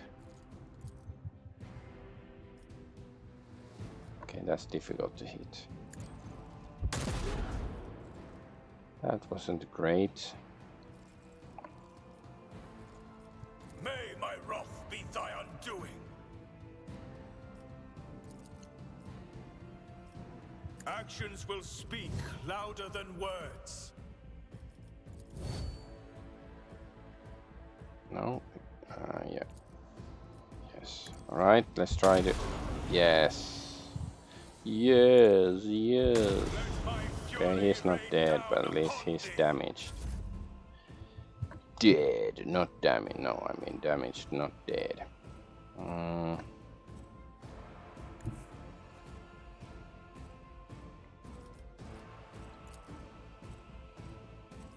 Follow my lead. Slash.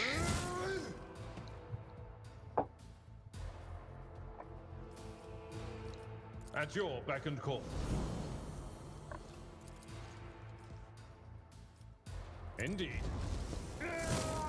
Spot on, not dead. Victory is imminent. Oh, we can still use endure. Alright. Moving out. Warden. Walden. Nice. Is that guy gonna burn to death? Follow my lead.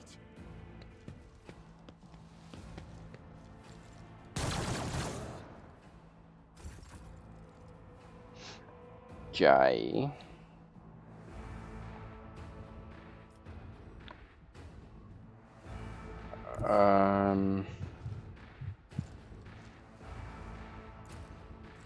Watch my back.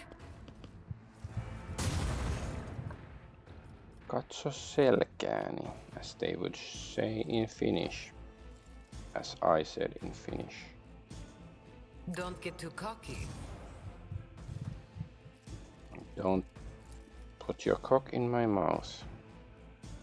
I think that guy might be burning to death, I mean. I can do that with the right incentive. Okay.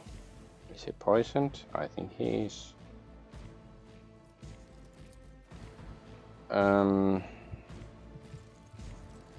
You've got a problem. I've got a prize. Don't get too cocky.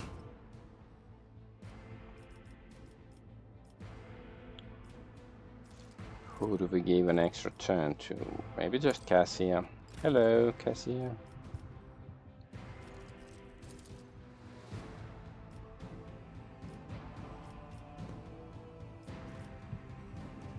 Guess this guy is on his own.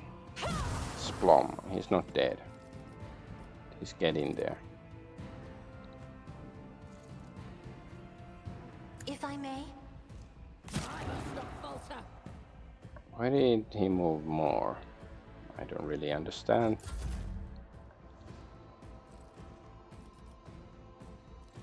I guess the zones are okay. Oh, okay.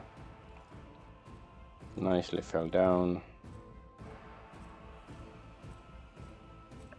6 enemies still kicking and breathing and all that.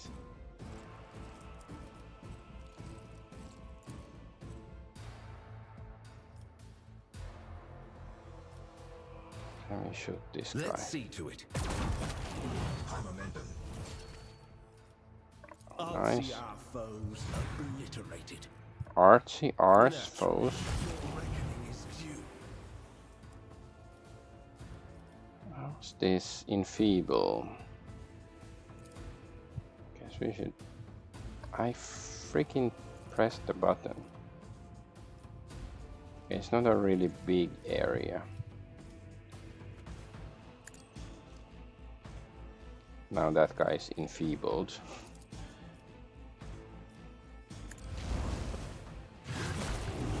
Nice.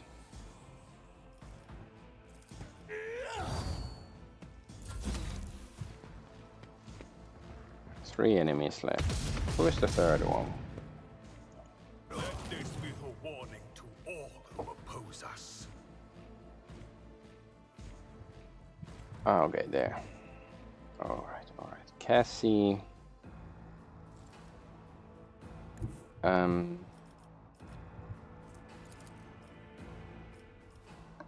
Well, that guy is in melee range, so let's just try to kill this give guy. me strength.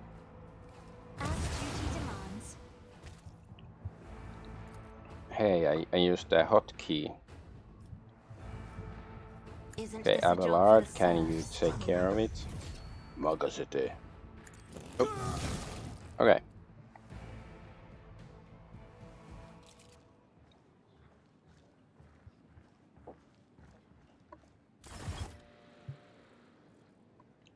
Listen to Alina or Silly. Oh, okay, we get to save first.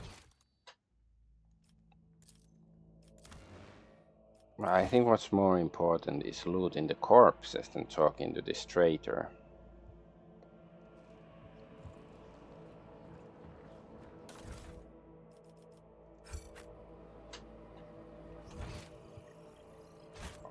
still some loot over here. Who is this guy? Ah, it's the assassin who tried to kill Let the faith guide my path to glory. Cassie. Mercy! The lady navigator covers her face with her disfigured scaly hands, each with an extra finger and conjoined phalangeal bones. Her clothes are covered in blood.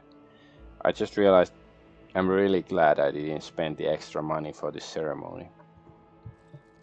Anyway, clothes are covered in blood, mostly that of your servants, and several unexploded bolts are sticking out of her chest plates. Gained some experience. Rogue trader, whether on purpose or out of ignorance, you are harboring a monster that is cunningly pretended to be an innocent maid.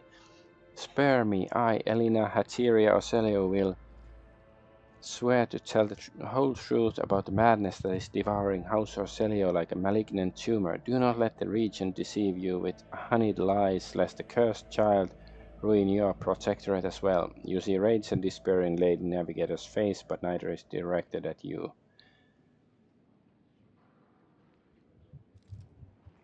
Okay, your fate will be decided during the trial, Lady Elena. I will hear what you wish to tell me. Thank you for your lenience, rogue trader. 2 hours passed. The unnaturally bulbous eyes of the navigator constantly shift between you and Cassie, and black secretions run down her cheeks instead of tears, leaving unsightly streaks. I, Elena Hateria of House Orcelio, swear to tell the rogue trader nothing but the truth. May the God Emperor be my witness. Pathetic.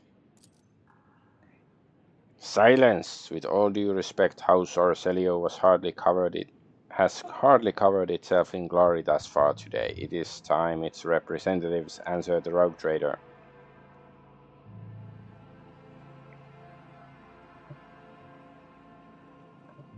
Regent Aranzo, representative of your house, made an attempt on Lady Cassia's life and attacked a rogue trader.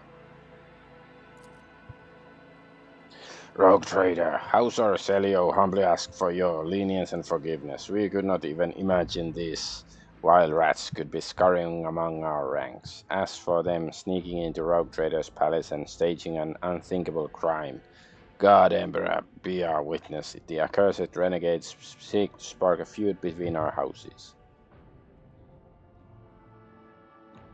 Be that as it may, you are responsible for the actions of your people. Give me one reason not to execute you on the spot. You do not want a war with Navis nobility, House Rogue Trader. We could achieve much more as allies. House Orcelio is an injured party in this, just as you are. The renegades infiltrated our ranks, weakened us, implicated us before the Rogue Trader, and almost killed the most precious thing we have, our noble child. Do you really think we wished death upon the one who is destined to lead our house to greatness? We are ready to tell you everything we know, so that the misunderstanding can be remedied as quickly as possible.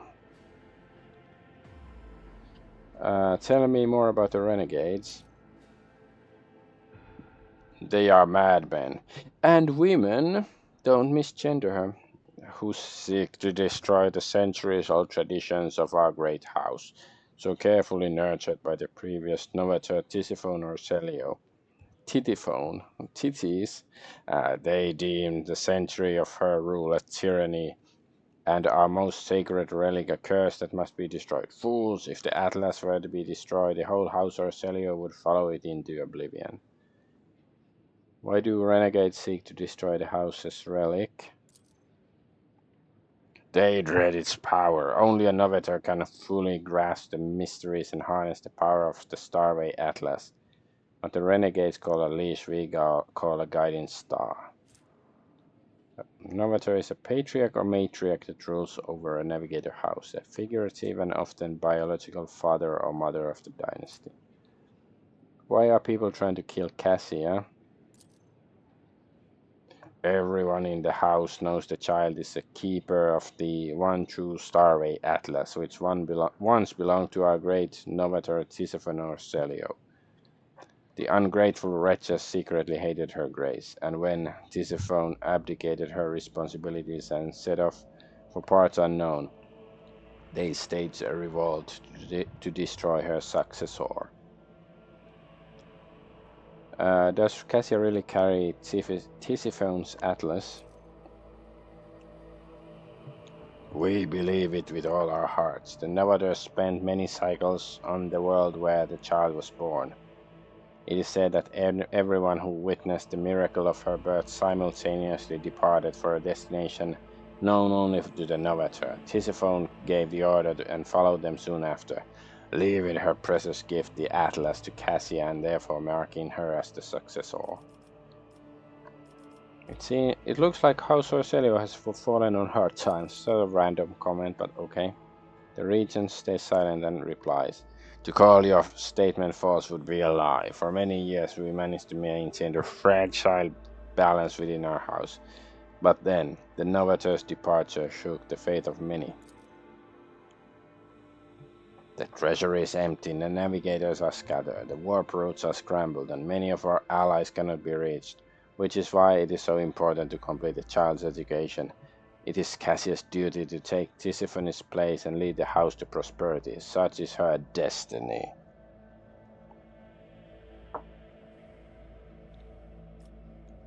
What do you know about Cassia's unbridled power? A special gift for a special child. She was born with it and grew up under its influence. The instability sometimes hampered her education, but we learned to prevent most outbursts. As long as the child remains calm and remains in seclusion, the powers cannot take hold of her mind. I think I've heard enough. The regent acknowledges your words with a nod and waits for you to continue. Yeah. Lady Alina, what do you have to say in your defense? I do not know what it is you wish to learn, but I will start from the very beginning. Long ago, Tisiphone ascended to the throne of Orselio.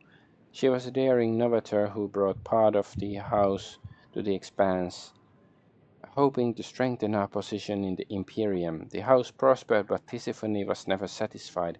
She went mad in her pursuit of power, seeking more influence, more control, and she saw enemies everywhere, even among her loyal followers.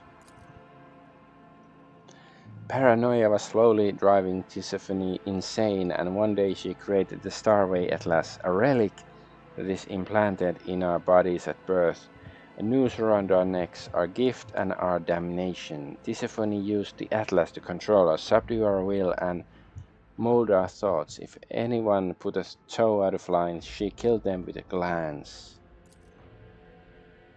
At first, many branches of House Orselio tried to resist her tyranny, and Tisiphone cut them down with extreme brutality. For example, the entire Sethala branch was destroyed simply because its leaders asked too many questions about the Atlas and wanted to know the truth about its creation. What else is Tisiphone Orselio guilty of? Tisiphone's madness weakened the dynasty, and not long ago the Novator vanished. Indeed, her loyal followers lie when they say they chose to retire. The truth is that nobody knows the truth. I hope she is rotting away on one of her secret worlds. Elena finishes with a sneer. I understand Tisiphone's transgressions, but what does any of that have to do with Lady Cassia? Tisiphone passed her atlas on to her successor before fleeing the house. To a newborn child, she could not surrender the throne to the tyrant's creature. Tisiphone was cunning and treacherous. She must have hatched the entire plan beforehand. Her disappearance, the child, the transfer of the leash. We feared that one day she would be reborn in Cassia's body, and we would not let that happen. You called Cassia a monster because of Tisiphone's atlas? Largely yes, but there is more. Have you never felt pure, unadulterated disgust while standing close to her, or perhaps fury or fear? But the monster would manipulate the minds and feelings of others, even more so than Tisiphone herself did. Why didn't you attack before? Why now? Tisiphone always had plenty of opponents, but we were afraid to trust one another. Any of us could be spying for her followers. We saved our strength and dealt with the first blow 5 years after the heir was born, striking one of the estates of Ear TV. Ear TV, it's like a TV channel. But the girl survived. The regent and Regent Aranto hid her so far away and guarded her so thoroughly it took us another 13 years to find her. She was just on Urak 5. And then another 2 to get into the Regent's good graces and reach Urak 5. Now Cassia is in the spotlight and the House Council is about to put her on the throne. Surely there is no better time to cut off the serpent's head. So you admit Regent Aranto was not aware of the assassination attempt? Elena clicks her tongue loudly. Regent Aranto is guilty of mass killings, intimidation, inhuman torture, abetting Tisiphone and raising her hair. His crimes are many, but this one is not among them. I'd like to see his head on the chopping block, but honor prohibits me from slandering him in a trial before the rogue trader. I've heard enough. The rogue trader now knows about the Regent's atrocities and the girl's corruption. I hope I succeed in warning you about the danger that lurks with Cassia Orselio.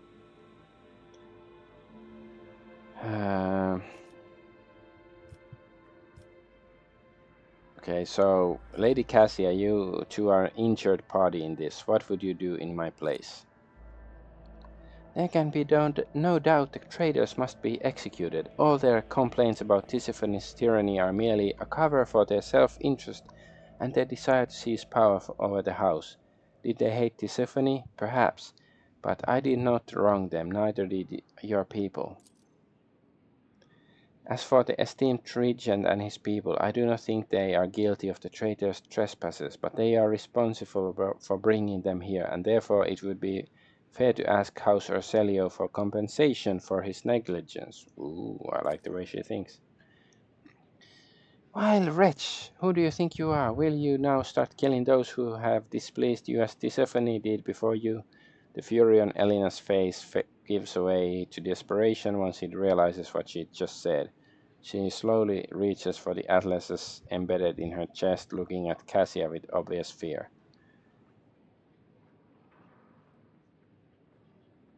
Okay, let's see. I would like to speak to Regent again. Can we ask something new? Why can't we ask Cassie about this atlas? Like, what does she know anything about it? Or, can she wield its power? Is this the first time she's heard of it? Okay, I'm ready to deliver my judgment. But yeah, it's like, I feel like, we're missing many relevant things we could ask or say. Cassia watches you closely, holding her hands in a gesture of prayer. I hereby dismiss myself charges against the Lady Elena Hatteria. Never. No, I find Elena Hatteria guilty of the attempted murder of Lady Cassia and attack on the rogue trader.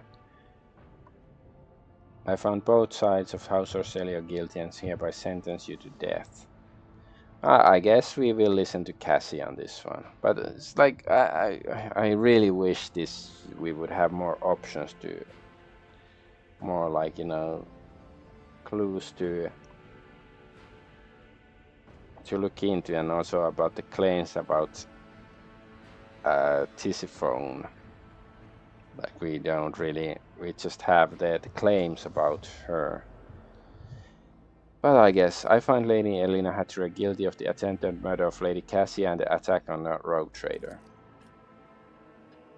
You call this a fair trial? Ridiculous. Everyone here is rotten to the core. You are heretics and madmen. Curse you, curse you.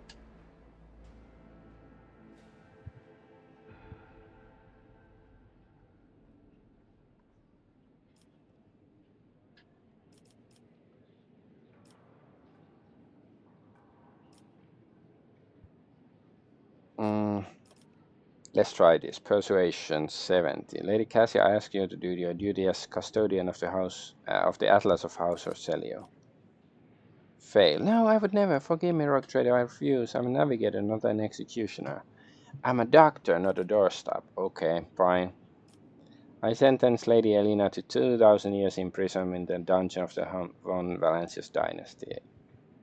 In the oubliette. I like oubliettes. Sure. Lady Elena burst into hysterical laughter that is now utterly bereft of reason. Rogue Trader, allow me to ask what fate awaits the esteemed regent and the other members of my house. I hereby proclaim Regent Aranto Orselio guilty of what happened. Aranto Orselio stands as tall as aged crooked spine will allow and looks at you with proud, unblinking gaze. What does this mean for us, Rogue Trader?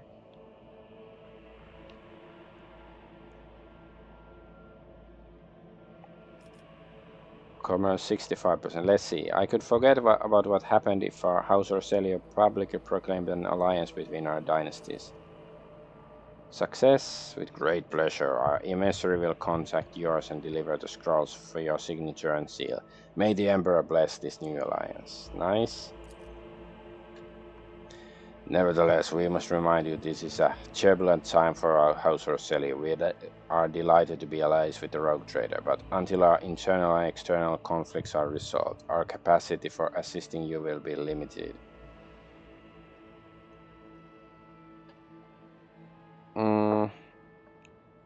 I wish to help House Orselio solve their problems.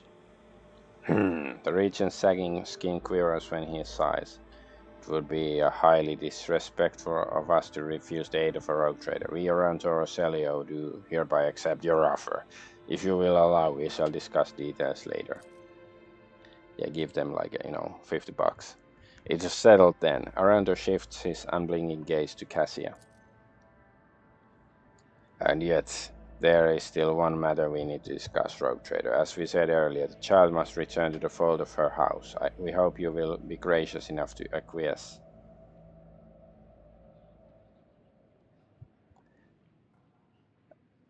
There are traitors in your midst. Would the Lady Navigator not be safer under my protection?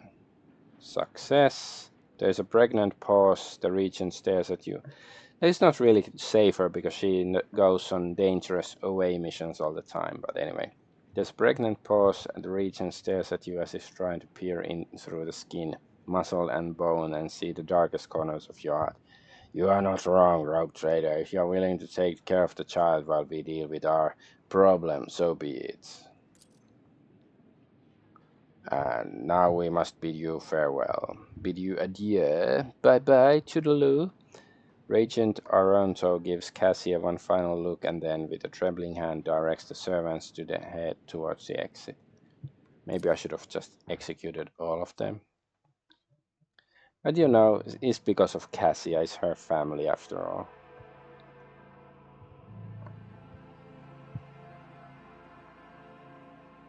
What is going on? Eternal darkness enveloped the entire universe. Only the cursor is left.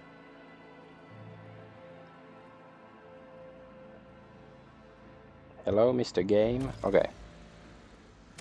I'm gonna save because I was scared it's gonna crash. I didn't want to have to play through that all again, even though it was just talking. We could have clicked through it quickly, but still. Alright. Do they say something interesting? Good old Argonaut is boring here with our Lady Theodora. Okay, it's nothing. How about Clementia? Does she have something new? No. How about Cassie? Does she have something to comment? She's still damaged. My compliments on your taste of art. Okay, well, it's not my taste because this place is new for me. Let's go talk to Achilles' calendar. Well, he still wants us to go to Weeboo system. Marilyn's Borg mansion. I guess let's go back to your ship then. Ah, the door is closed. Not anymore. Oops.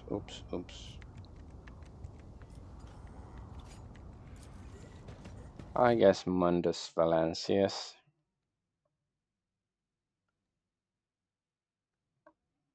It's not like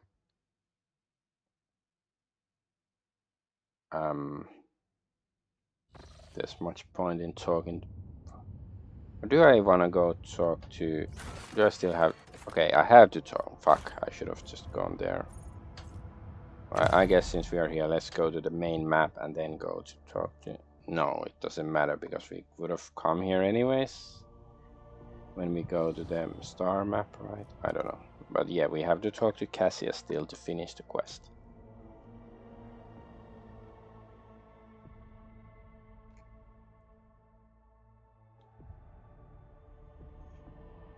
And then we can finally head north as my stream title suggests. Because north, in quotation marks, you know, we're in space, there's not real north, but, you know, on the map there's a clear north, so we are still heading north.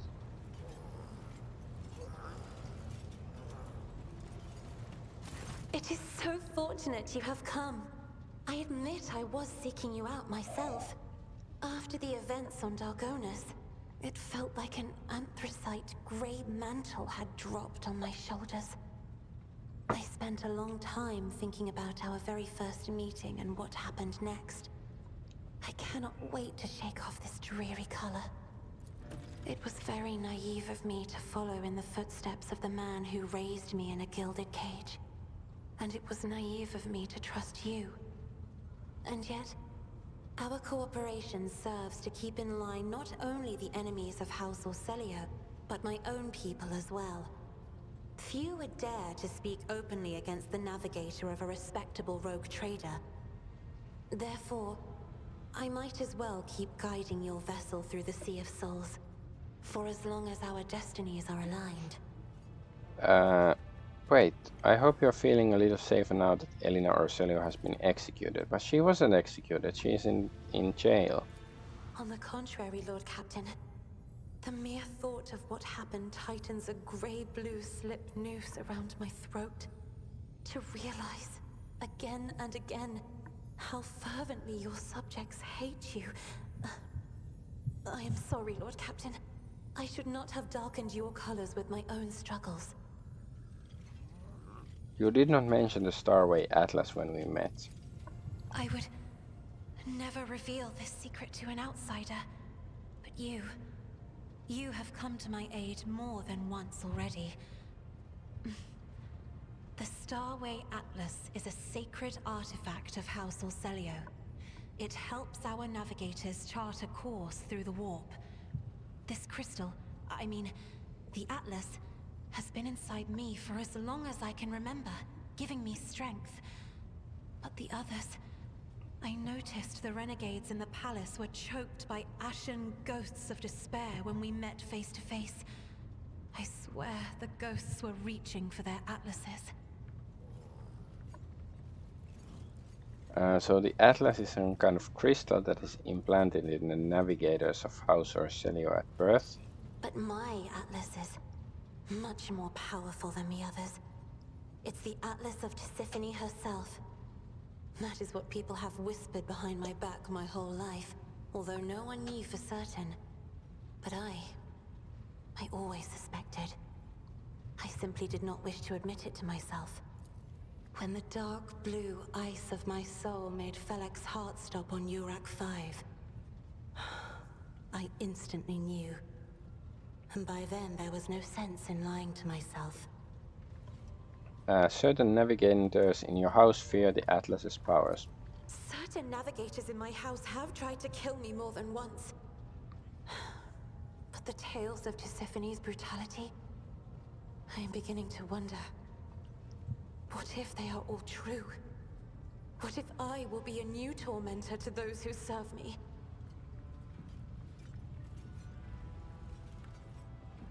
You said you wouldn't share that secret with just anyone. Does that mean that I'm someone to you? I didn't. I only meant that I am at ease in your company. Thanks for telling me. So what does your heart stutters, a searing heat envelops your shoulders, throat and chest, and your brain grows foggy, and the by now familiar influence of Cassius' powers is intoxicating your mind more than usual. And then Cassia looks away, a subtle blush blooming on her pale cheeks. Thank you for telling me. Thank you for listening. What does your sight reveal? Too many colors. Okay, she The can't hues see anything. flicker and Okay, I bye-bye. have enjoyed your company.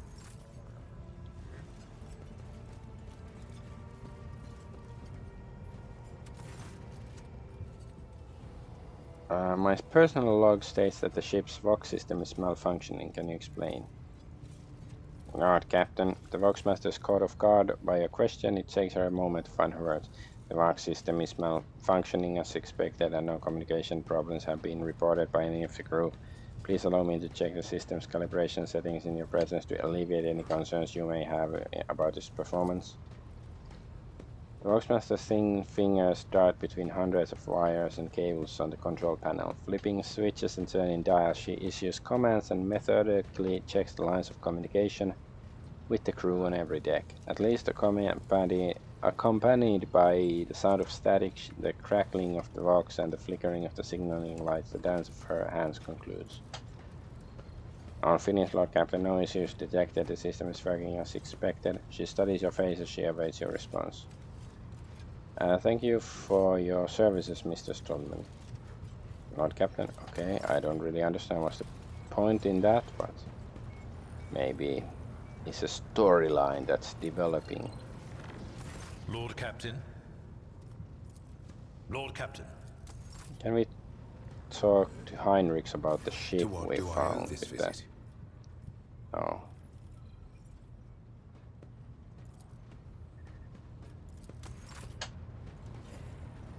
I guess let's just go north into space.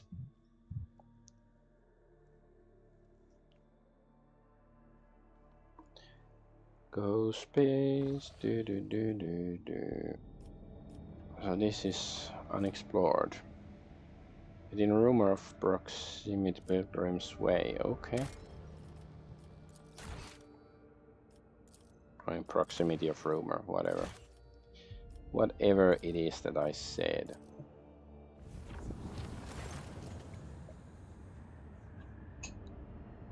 During the warp voyage, the middle decks reported strange gatherings that were attracting dozens of officers. An investigation quickly bore fruit. One of the acolytes from the Augur deck had proclaimed himself a prophet and is rambling about purification by the blessed fire. Only the perilous influence of the warp can explain the strange convictions and uncanny zeal of the person.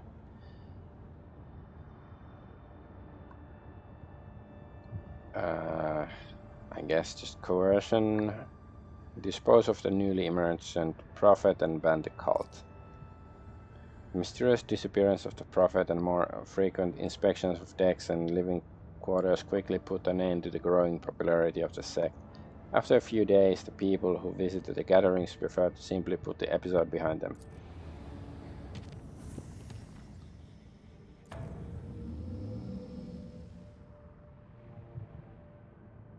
Alright. Is this like a difficult course? Anyway, we'll visit this system first. Pelium Solitus. Why does it sound familiar? Was it like somebody mentioned this system earlier? Is this a burning world? It looks like one. Pilgrim. I think we've met them before. Scan this. Is it like a gas giant? Nothing there. Yeah, gas giant. So it's a fart planet.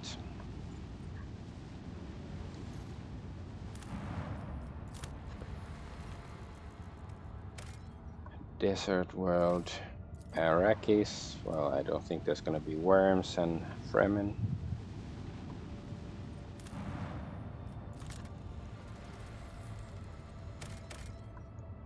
Savannah world.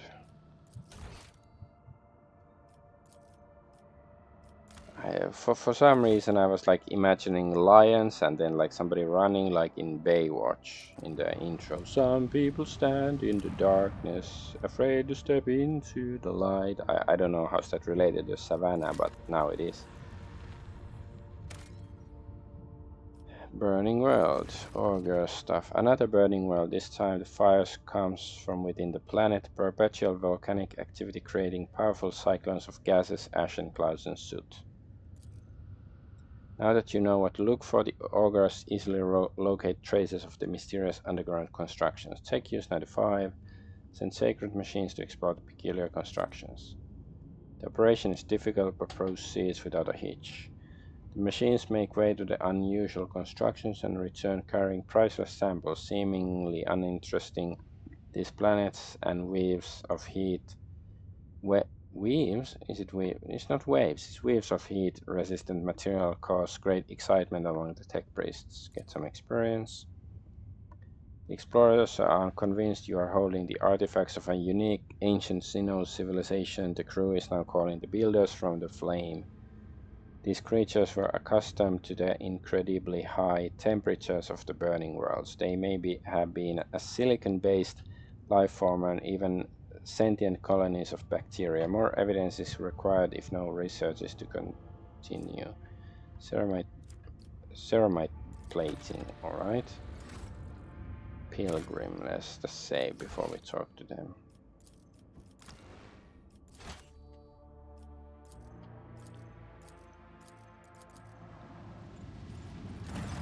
The pilgrim greets you courteously and asks how the rogue trader is faring. Ask why the pilgrim needs phlogiston. Captain's coarse laughter echoes from the walks. Phlogiston is a part and parcel of many different aspects of life in the Imperium. How exactly his customers are going to use it is none of his concern. All that the pilgrim promises is that phlogiston will be used for the good of humanity.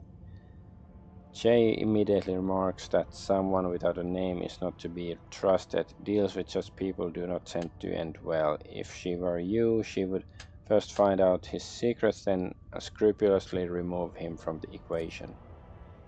Pascal becomes visibly animated at the mention of phlogiston, though indifferent to the prospect of a deal with a shadowy individual. The Magos nonetheless recommends you find out more about the phlogiston deposits. Your own protectorate would benefit from this knowledge. Sister Argenta sincerely believes words of the pilgrim, a cowl or a golden aquila are no prerequisites for his true servant. If the captain sincerely wants to help the Imperium, perhaps by his own methods,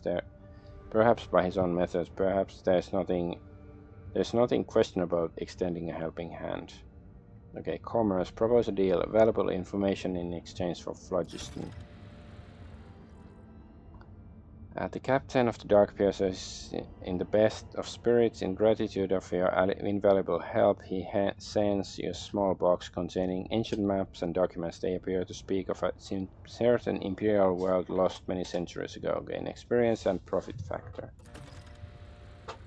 Then, in a somewhat conspiratorial tone, the pilgrim relates a story about a standoff between two Xenos fleets, which he was told by an acquaintance. The person in question, sadly enough, died at the hands of the Inquisition before they were able to pass on the coordinates for the crash site of the Xenos ships. However, the pilgrim knows for a fact that the vessel met its demise on an ocean world. Let's attack them. Actually, I attacked them and killed them once before long ago, like, you know, off stream, and I didn't save after that or anything, but I wanted to see how tough they would be. And I managed to defeat them on the first time, so of course now we're probably gonna fail, even though we're, you know, more leveled up and stuff.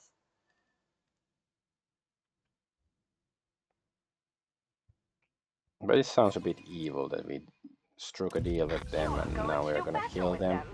In this crude vessel. Who is complaining? Shut up. So, well, why can't we do this? It's too far away, or there are no shields.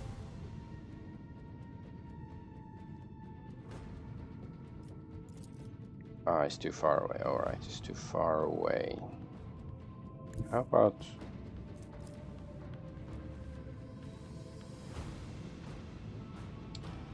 I guess...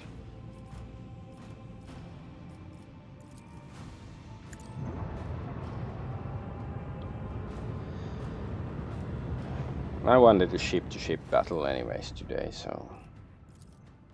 Of course we might still get more, but at least we got one. I know this one.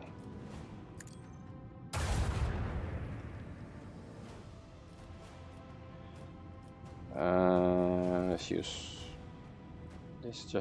Let's turn one of these away.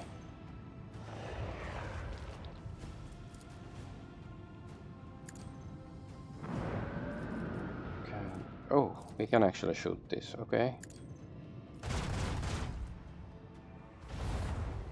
Oh, nice. Wait, if we use this, can we actually hurt this guy? We can. Okay, that wasn't a great hit.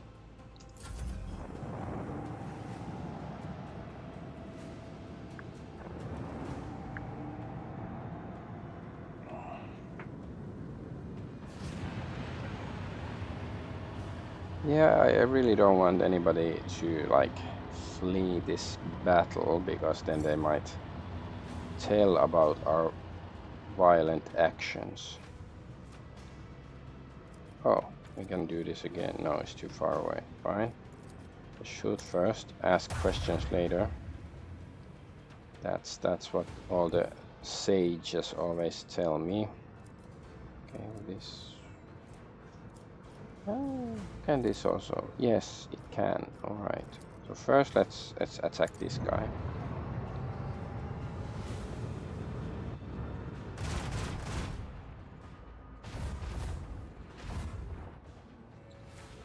Okay, they did take some damage. Oh, we can still... Sure.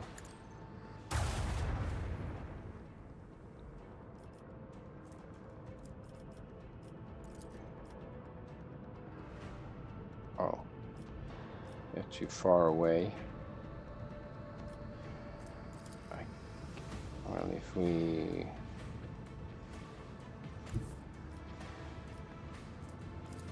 Still, yes. Okay, let's try to mess... No.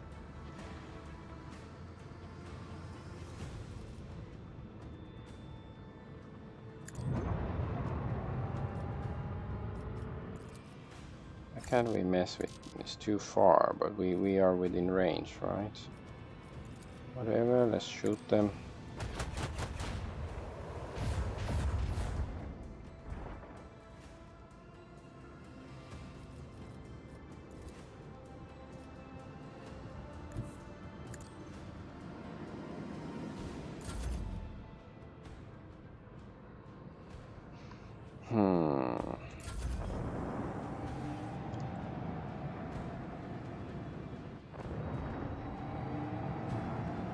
This guy's playing with rocks.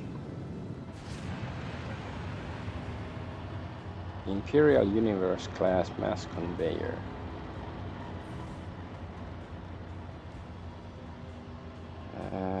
Wait, it's the plasma torpedo.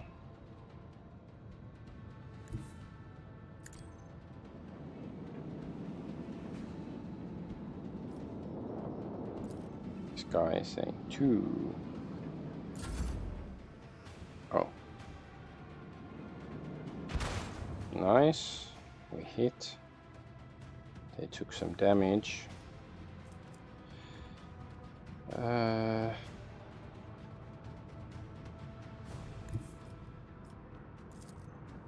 Yeah, let's go kill these guys first.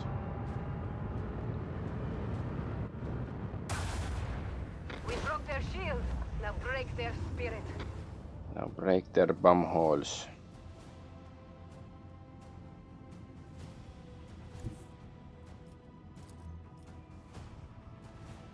Are they too far away, I guess?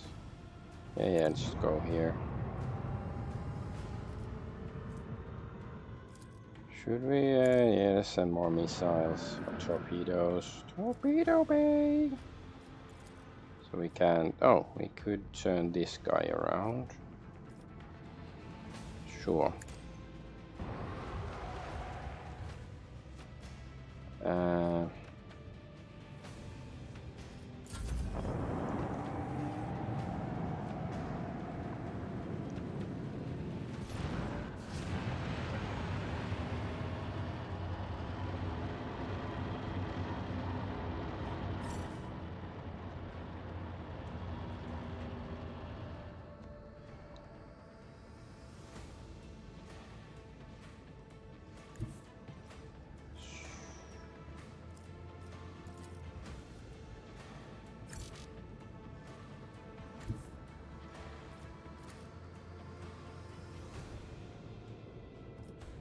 Yeah, okay, fine. How about this?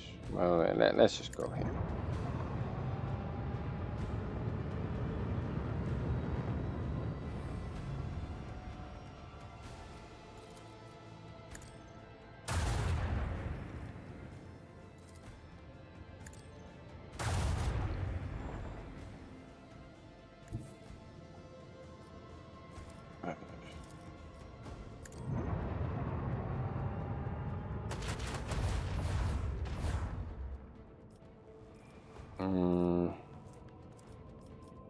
Oh, we can't use that. Torpedo control. Should I do that? I guess.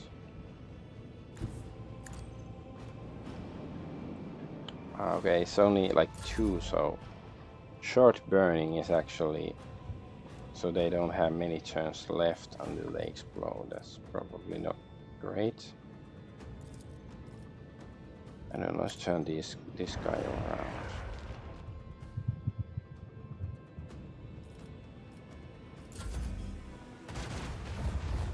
Oops.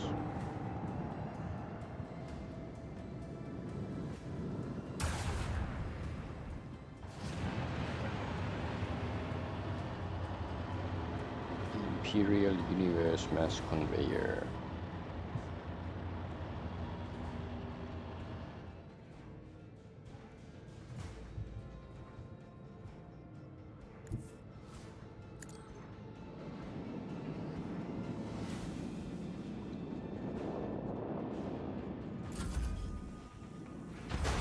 Oh.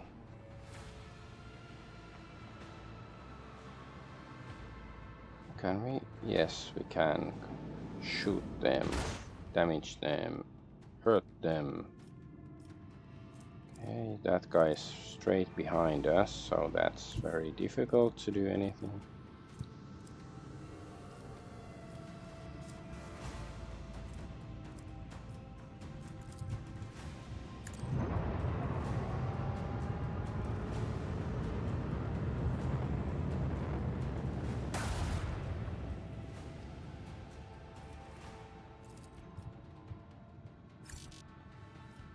Too far. I show you too far.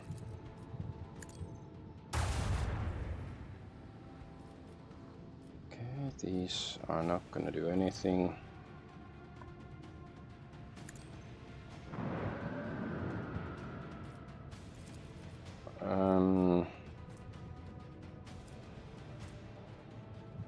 This side.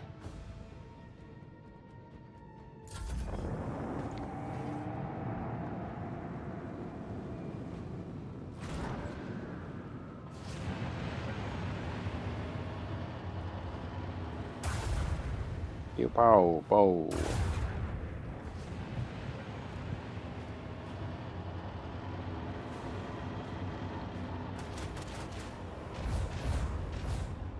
Ow.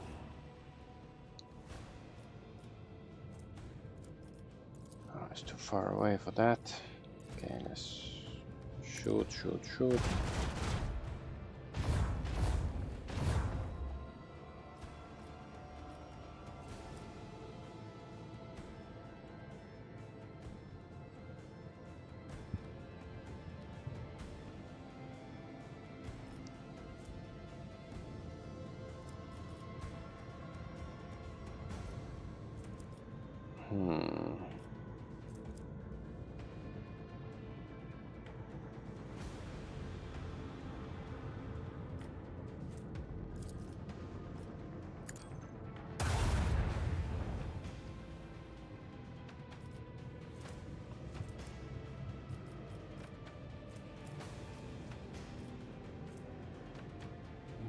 already. Let's see. Let's see this around.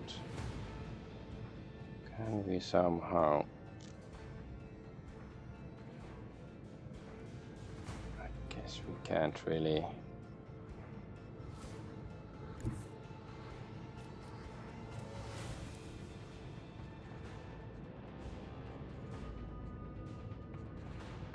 It could end here, but then that would be like, you know, in distance to butt fuck us or something.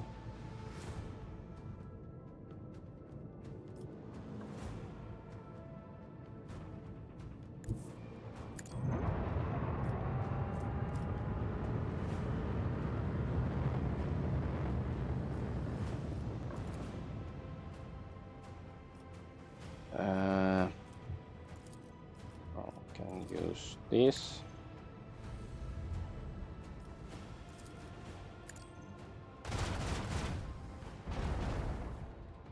Nice. Okay. That's all, and well, we can maybe use that. Yeah, I mean on that rather.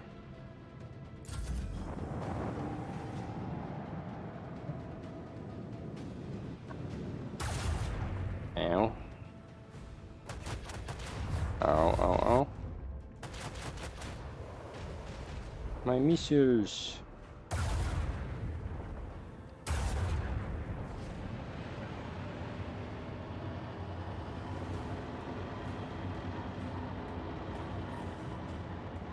Oh, we get to attack them. Very nice. Only one torpedo left. Oh no. Ouch.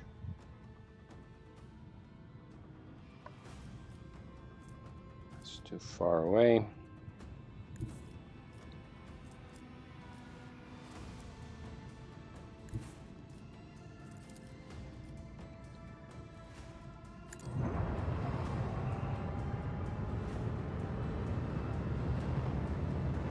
Pew pew pew pew. Ah, okay. That blew up. Oh, we can shoot this guy. Changing course? How dare you?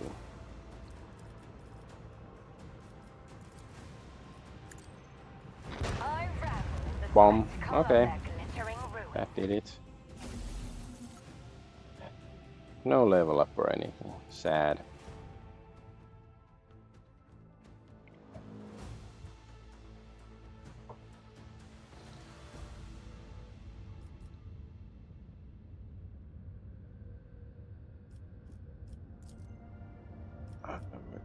Let's go check out the ship stuff. I think they're the torpedoes. Yeah, they're short burning. I don't really want short burning torpedoes. I think, you know, regular torpedoes are better. Save, I mean, heal our ship. Sure, more hull upgrades. Should I? Let's upgrade RAM, you know, if and when we actually use it.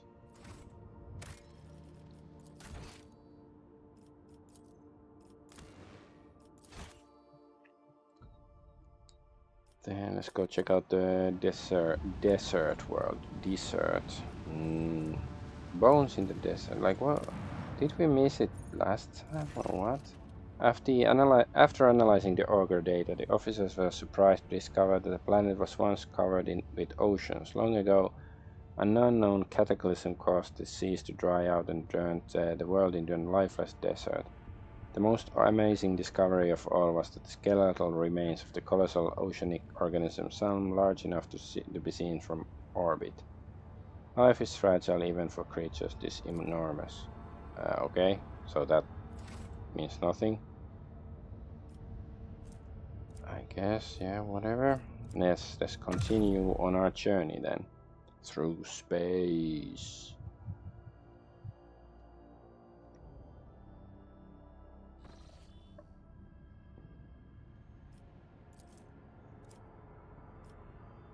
It actually...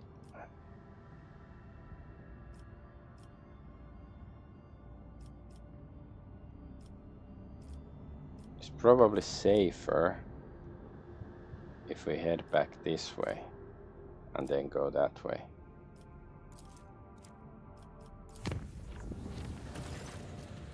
Ship enforcers notified officers about a strange insect-like creature appearing on astropathic chamber deck. The entity was destroyed, but the incident was recalled a few days later when one of the astropaths lost his mind, shrieking about a splitting headache. The psycho perished shortly after, and the autopsy revealed that the presence of countless bloated larvae consuming its brain. The corpse and the insects were safely disposed of. Where we left a Materium, returned to real space.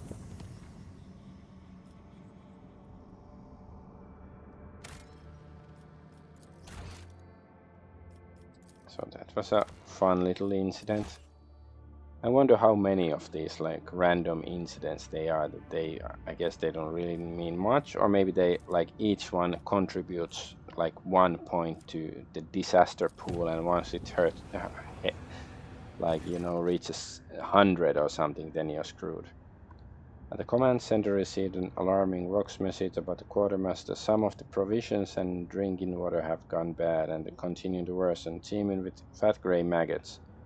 However, the ship's air remains undefiled by the rank odor, and the maggots sometimes completely vanish from sight. How should we get rid of the affected stores? Perception. Make sure the contamination is not a mere illusion. At first glance, the provisions are hopelessly ruined by scabs and discarding larvae, but looking away makes the skirming filth vanish into thin air. Yet another deception of the warp, thought the Lord Captain, proved right when the vessel arrived in real space. Okay. So we didn't have to throw away our food or anything. That's cool. Nice.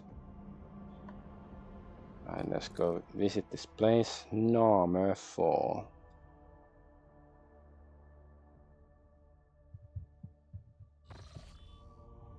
Ooh, we got pirates.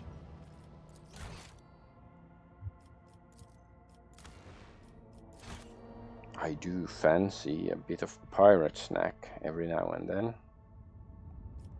First, let's check these planets. They don't look like burning planets, and now we like burning planets. Still, this looks a bit burnt. Phlogiston, arid world. What is this? Traces of meteorite. The ship's augurs have detected a non-native mineral cluster on the planet's surface, probably the remains of an ancient asteroid shower.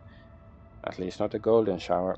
The substance is valuable, but collecting it will not be easy. The asteroid sits right above the numerous underground caverns.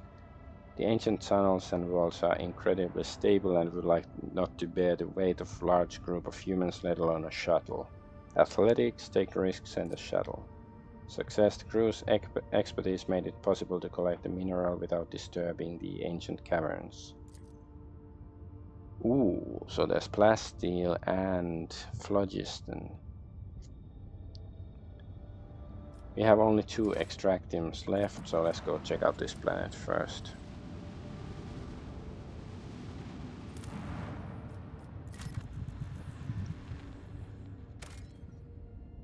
Provisions 6. Well, we have lots of provisions. Let's save before we click on the other thing.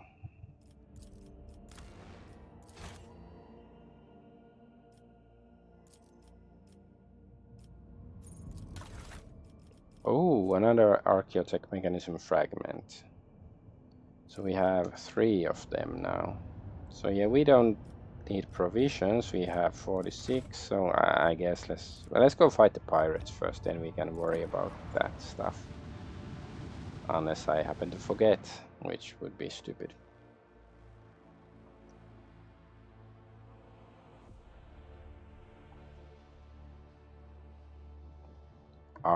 Shiver me timbers, hoist me up the plank. Shiver me timbers, hoist me up the plank. That should be a pirate song. Shiver me timbers, hoist me up the plank. So that's just straight battle. No, like notice that you find, you know, the pirates attack you or something. Give me our loot. What was this? We have like quest waiting for the colony stuff. I guess that's cool. Shiver me timbers, hoist me up the plank.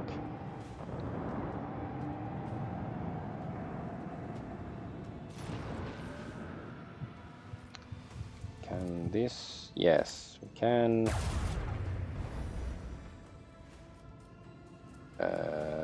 Which one? Can we? I guess let's just shoot this guy.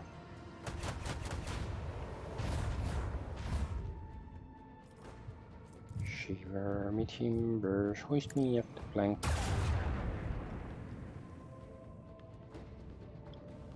Ooh, if we go here, then we could presume. How about we use this? Let's go here first. Use this on that guy.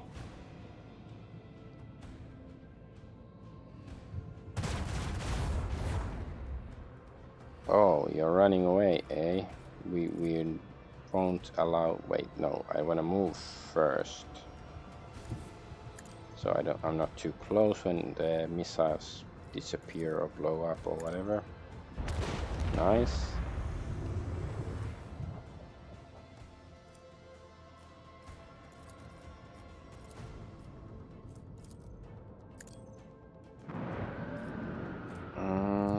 No, I don't really want to use that right now. Maybe next turn or something. Cobra Khan Destroyer.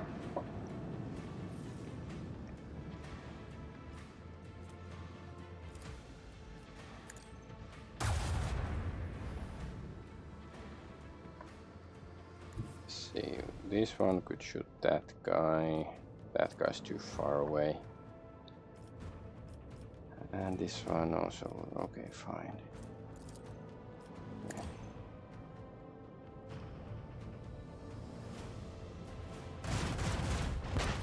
Oh, okay, they blew up already. I was sort of worried that might be happening. Oh, okay, we can still attack this dude.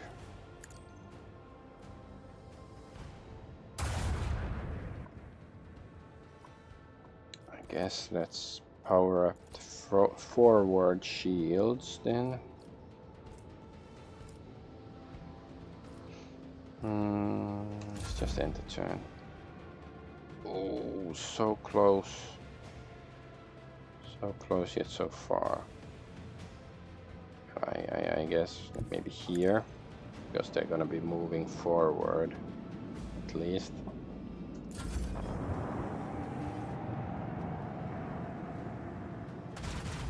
Damn, so sneaky.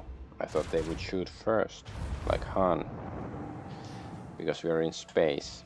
That's what you do when you're in space, you shoot first. He was in a bar, but you know, he was on a planet that was in space.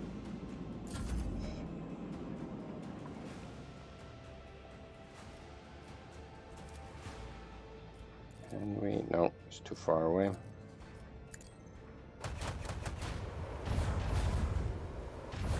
Bomb, okay, almost dead. Now you are dead, right? Very nice. Killing some pirates. Oh, is it a level up? It is a level up.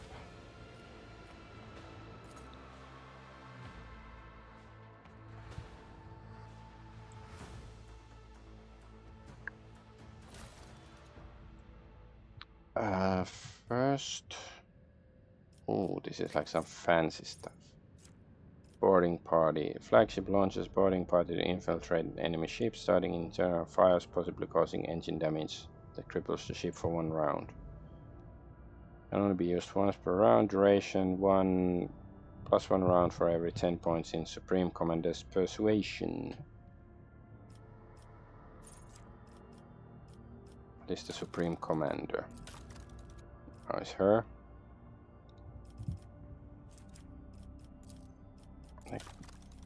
But do we get it if she's not See, well, this one we should have access to anyways.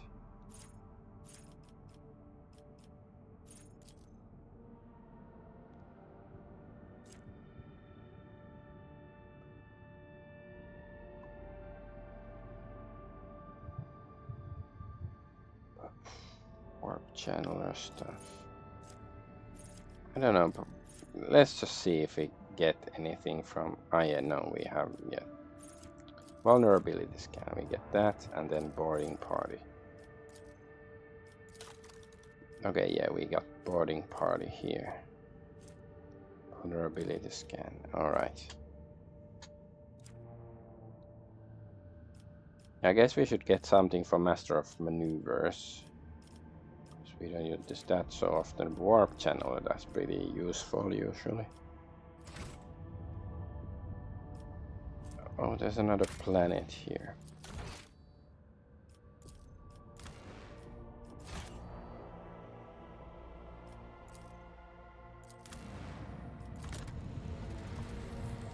What do they have? Oh, it's nothing. So okay, this was the planet.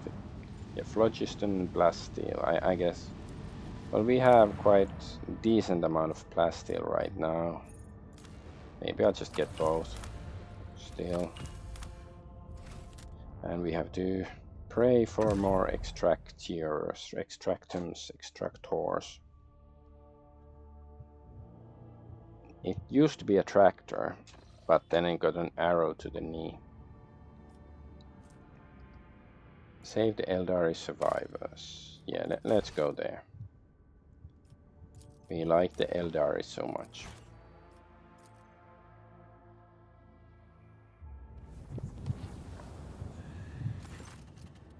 Disaster! Bizarre warp sorcery has linked a demon, one that has breached the Geller field, to one of the Voyagemen with the macro cannon screw. Okay, yeah. Let Rogue Trader and his retinue will take care of it.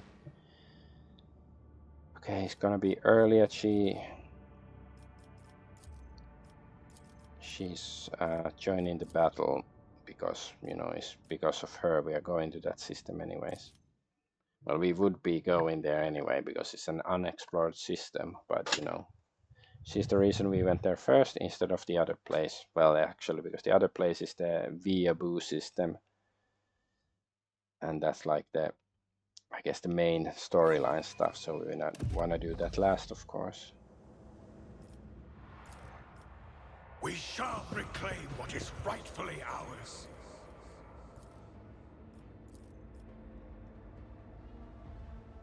And we shall reclaim what was ours. Okay, there's corn dudes. So they like the band corn. Is that it? There's just like, yeah, we like corn. We don't like anything else.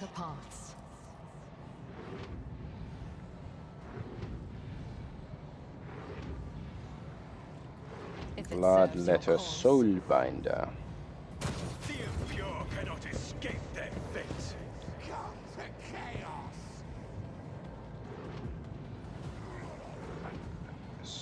Abelard, you can go. Can you go there? Okay, this is all. Then maybe Abelard can stay. It's not like they're gonna blow up the barrel, right?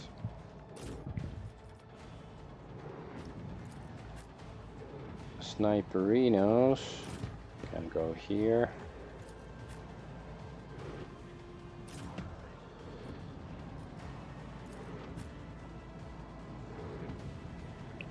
I don't know, Argenta, Cassie.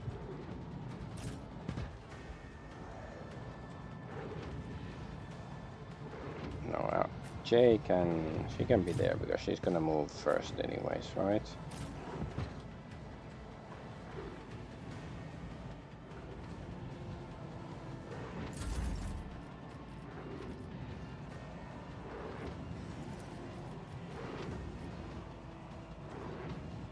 I can do that with the right incentive.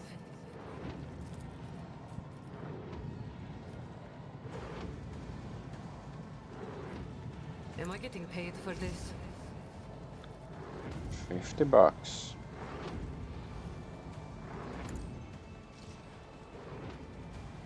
there a demon here? No, this time there isn't demon up there. Wait, let's just use... No, we don't want to move yet. The overwhelming... You've got a problem? I've got a price.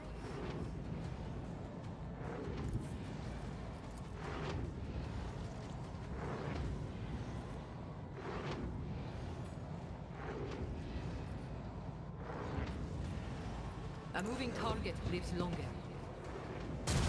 Somewhere. Okay, that guy's dead. Don't get too cocky. Nope. What's this? How about no? We can see... Oh, no. Here? So she can see this square, okay. Incentive. Argenta.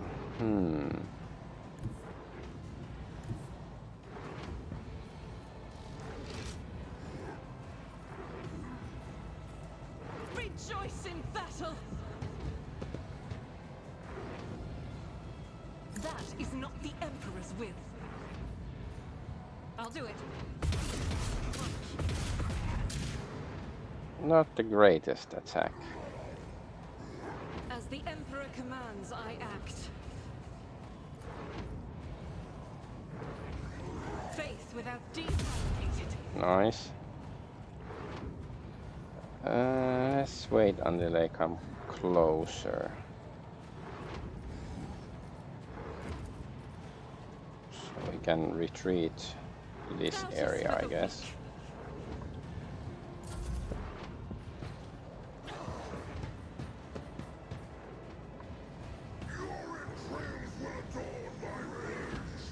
Yeah, you are fast at running, but will you do anything useful for your evil kind? What was this? Ah, yeah, it was the fainting attack.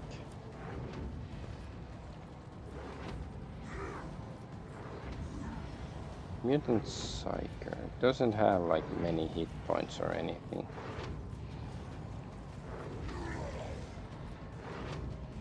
We could actually... Okay, we can shoot these guys.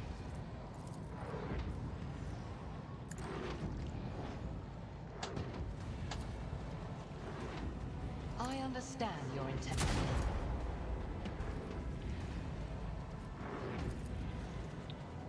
Can we shoot one of these feeble dudes? I mean, kill. We can shoot, but can we...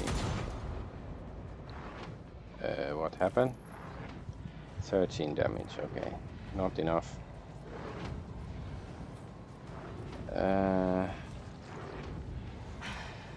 If I must.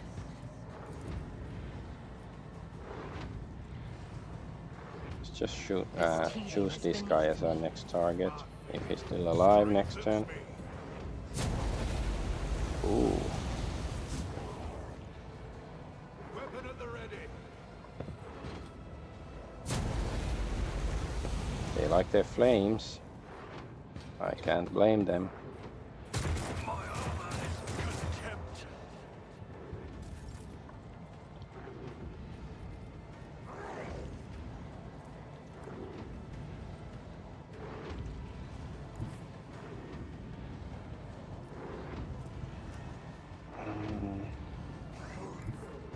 Can I see the demons from here? I can sort of see them from here. Sure. Let's just come here and use the brace for impact stuff.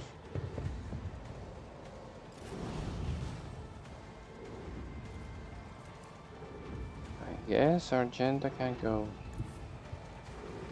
here.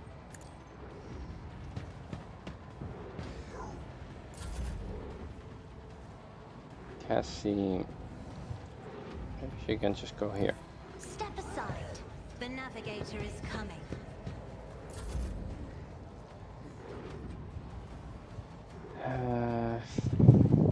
Maybe she can go back. No, this is Abelard. Okay. Damn it. Wrong wrong character. I thought it was Earliet. Whatever. Swift and silent. Jay, she gonna stay.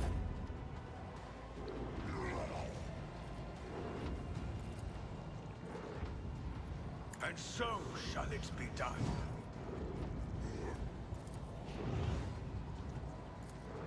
The Emperor comes to be judged and Nice. wanting. Rejoice in service.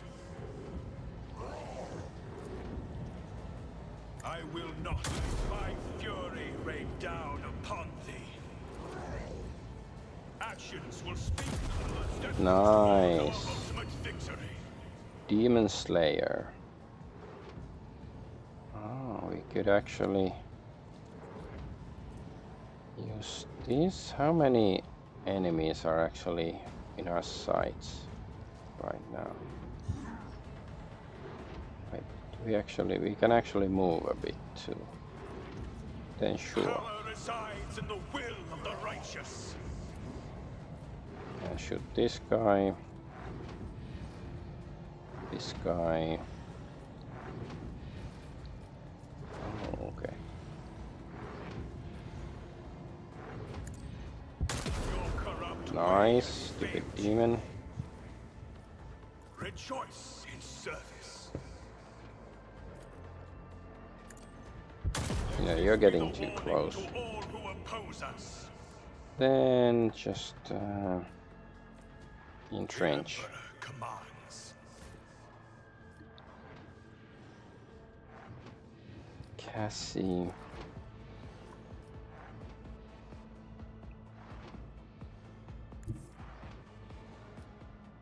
Is there anybody in range?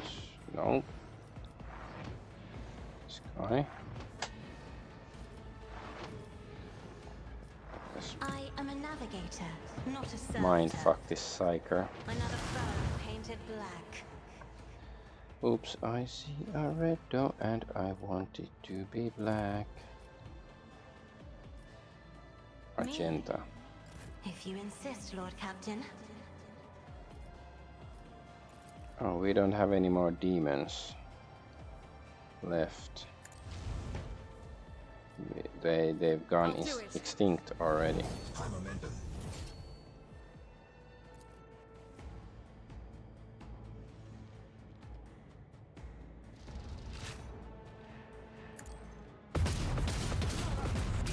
Okay, nice.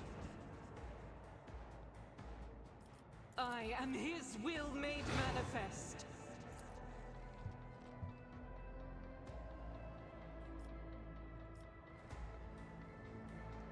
Okay, we can see this. Okay. As the Emperor commands, eradicated. Was that Earliet's target? I'm afraid it was, perhaps.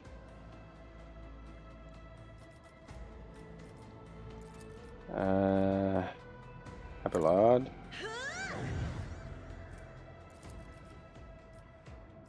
Isn't this a job for the serfs? Follow my lead. Stay vigilant. Oh, did he just do damage to one of his pals? Or was that just some cover? Okay, yeah, Abelard is here. Dumbly.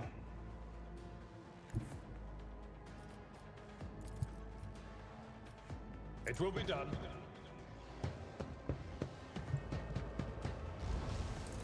I took care of this one. Ooh, more than 100 damage.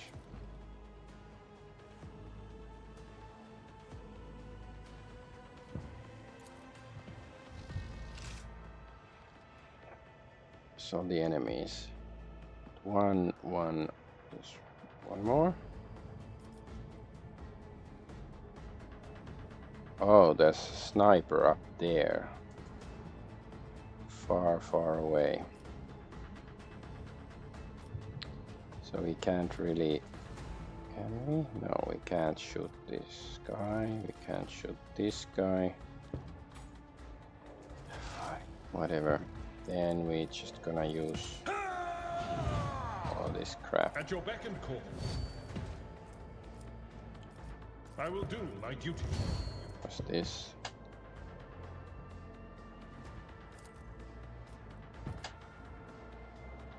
Yeah, whatever. Alright.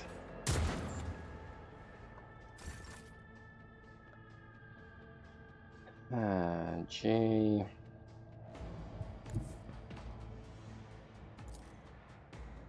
Too far. Okay, this guy might die. If you're lucky, because the hit chance was only 40 or something. Oh, okay, he didn't die, but he did take damage, which is, you know, Tell me, and it is done. second best thing.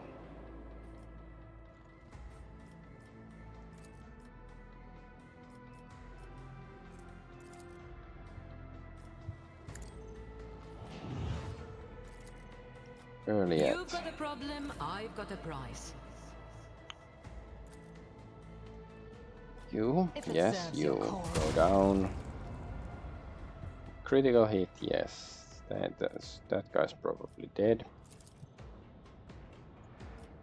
And thirsty marksman. Slips beyond the veil.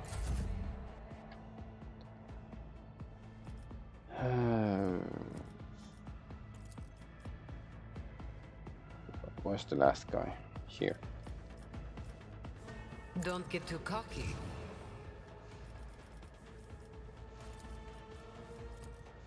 No. I can do that, with the right incentive.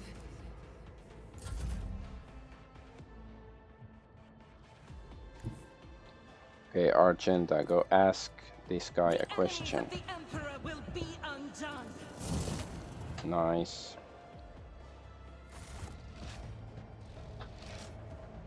Okay, that was easy.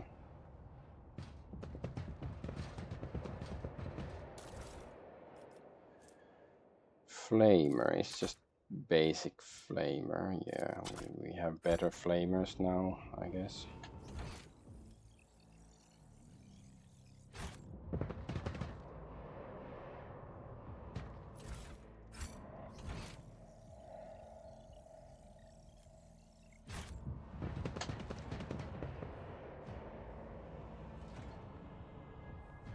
I'm at your service. No, take the stuff, the loot.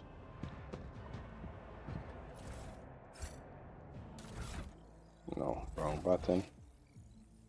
I guess that's probably all. Let us walk this path to the end.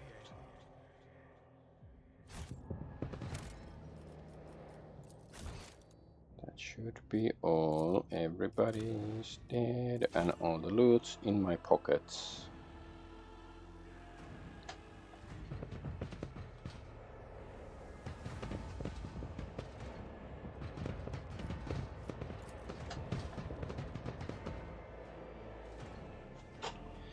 Coronis spawns.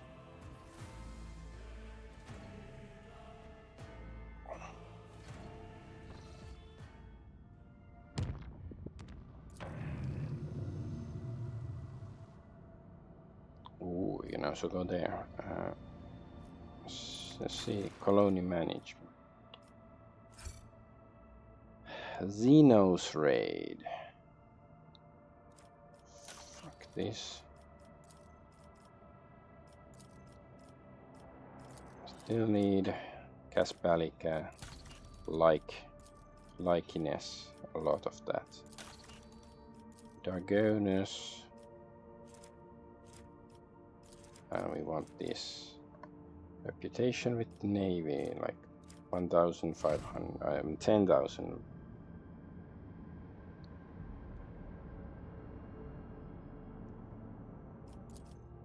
Let's go here. Let's have a look. Do we find Eldari survive? Ooh. Lord Captain, druggery ships are patrolling the system. The likelihood of slipping past their patrols is unnoticed is close to zero. Oh, there's Azirani vessel. And lots of Drukhari. You've had to get past the enemy ships unnoticed. Nearest Drukhari ships attack at once. Get ready, others will join soon. The ship's crew is up to the challenge. Okay. I wanted to go to the planet, but well. Let's fight some Drukhari.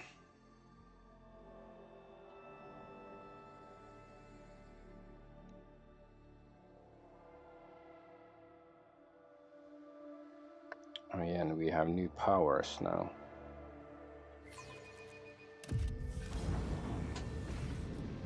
Yeah, but they have disabled some of my powers.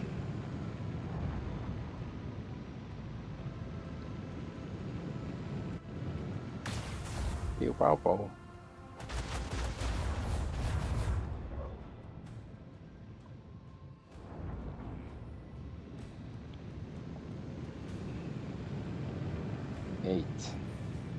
Is that like when the reinforcements will arrive or something?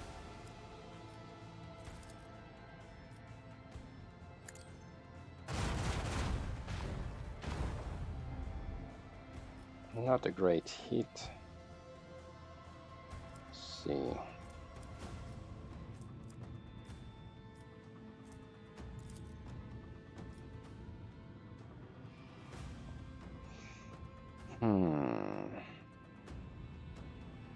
What's this? The flagship's Argus can scan an enemy ship to highlight the weak points. All damage dealt to the weak point is increased by... Alright. This... Oh, before we move, we should first... I don't know, let's give this guy a weak point. Then shoot the weak point if we can. Okay, we damaged it at least.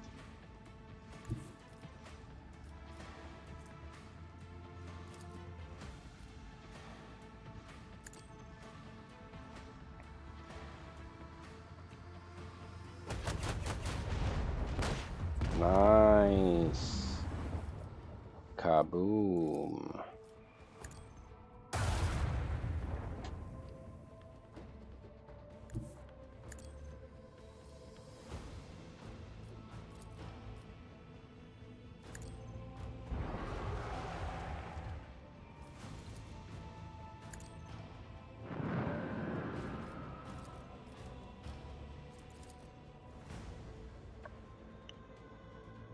I guess. Well, okay, more enemies are arriving already. Interesting. How about showing me what's happening?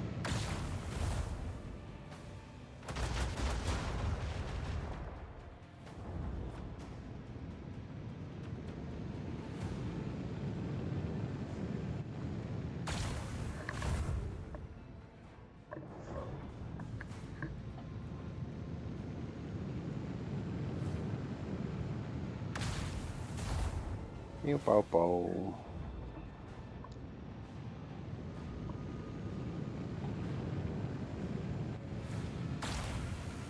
Yay!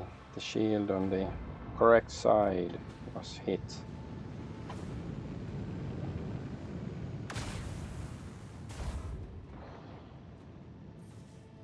Okay, Argus Voidicus.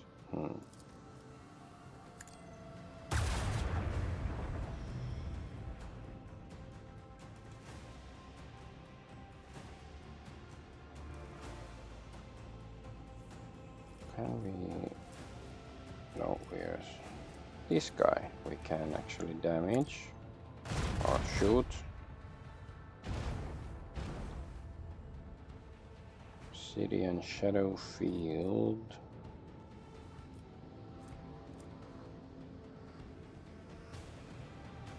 Did we go here? Nope. Go here. We can attack. It's gonna blow up. Oh, we can send a boarding party. Wait, before we move anywhere, let's send a boarding party. This ship. Interesting.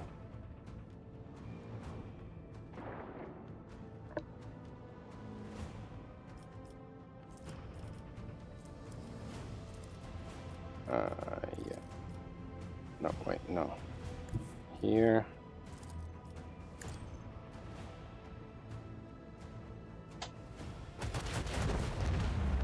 Nice. Oh, we can still shoot this guy. Sure. Very nice. Swing run. Yeah, let's turn around.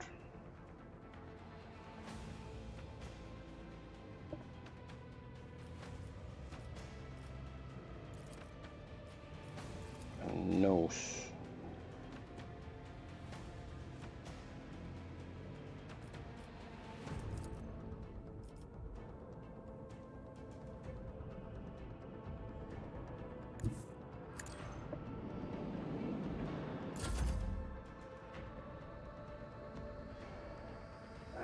Yeah, let the enemies come to me. He will come to me.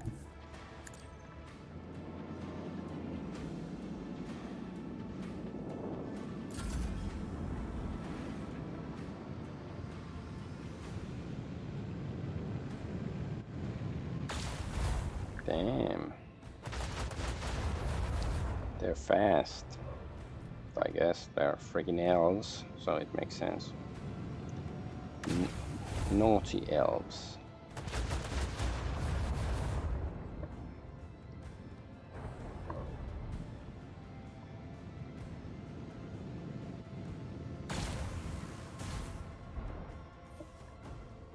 Ooh, nice. Nice of you to go there.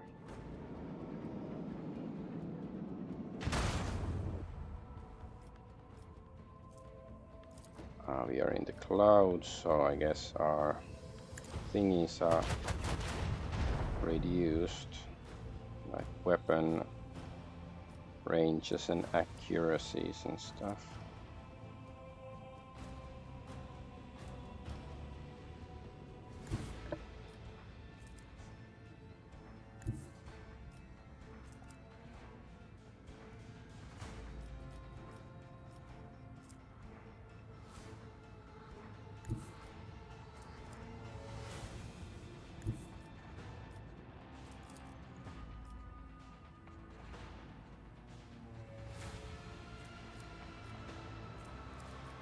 This one.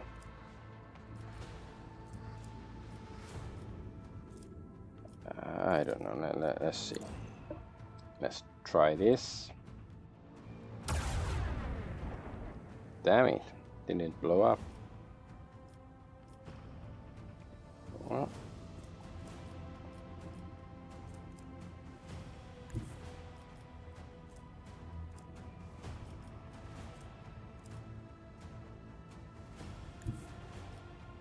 Yes.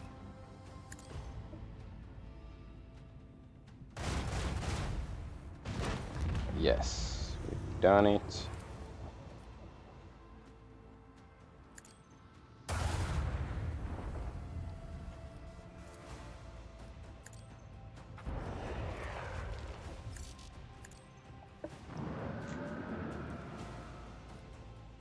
How many? Oh, okay, it's just 2 enemies.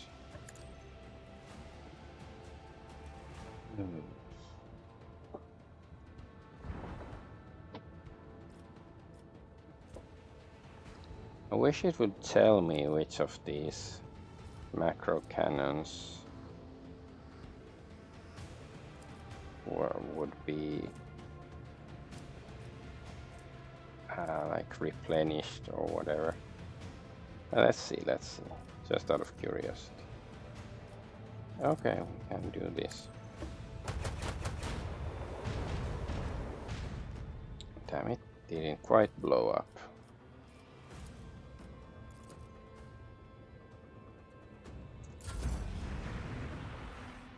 More baddies coming. So I guess this is how many enemy ships we have to fight overall.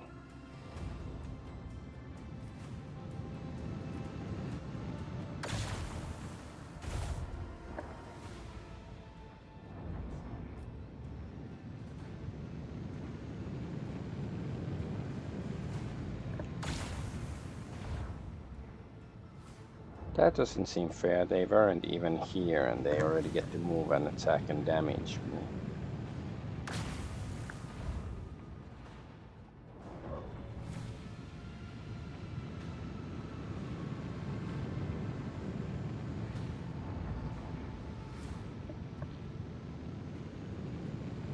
Should I hide inside the cloud or something?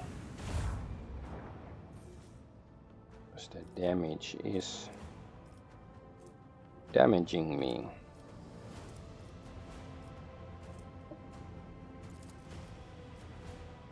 Let's see. This guy, yes.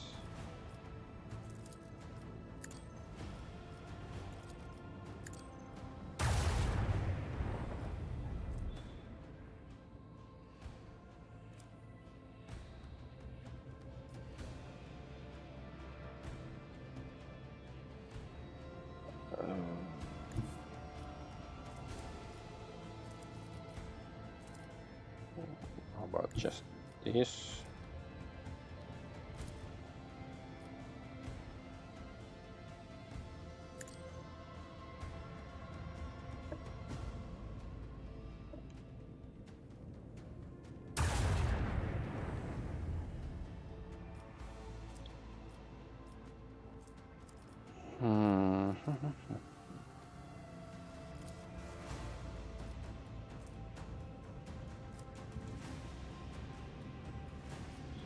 So the starboard side is weakest, I think.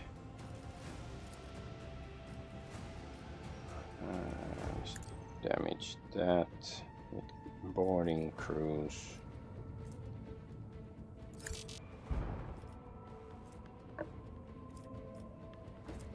Okay, is it my turn finally? Why is this unavailable? Okay, now it's not unavailable anymore.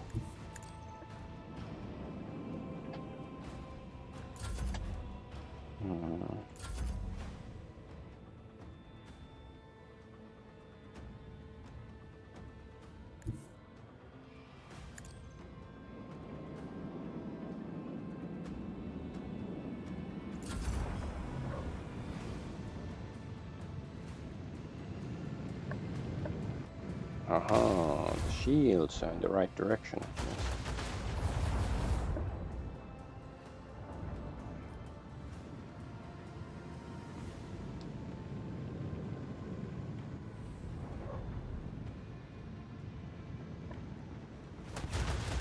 Ba-ba-boom. Oh, that guy is like, hello, what an asshole. Oh, you blew up all my torpedoes. That's mean.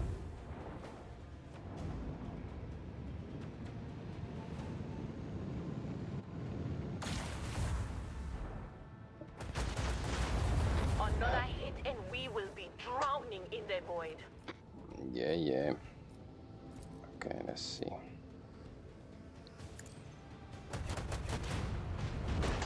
Nice. Yes, the other one took damage too, which is Keikakudori. Keikaku means plan. I mean, according to Keikaku, and Keikaku means plan.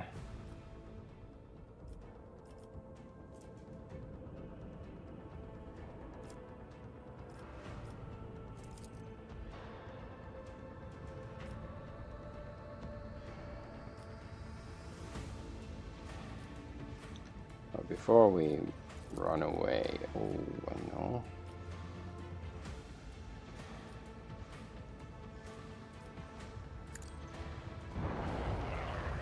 Ah, damn it, it didn't blow up just yet.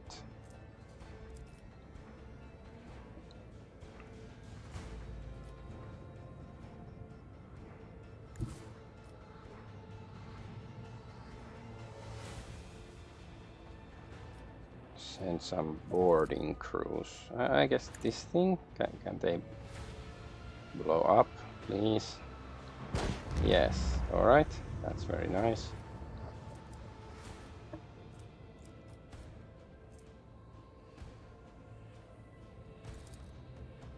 Just send more torpedoes to confuse them or something.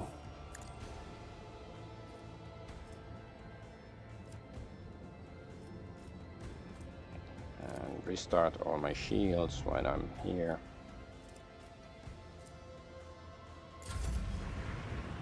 More dudes showing up.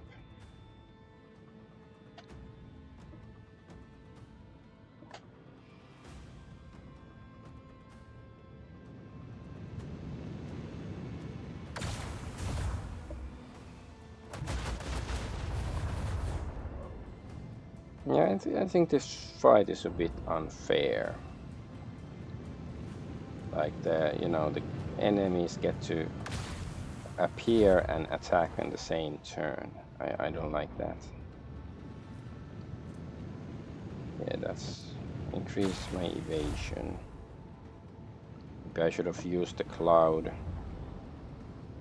since the beginning.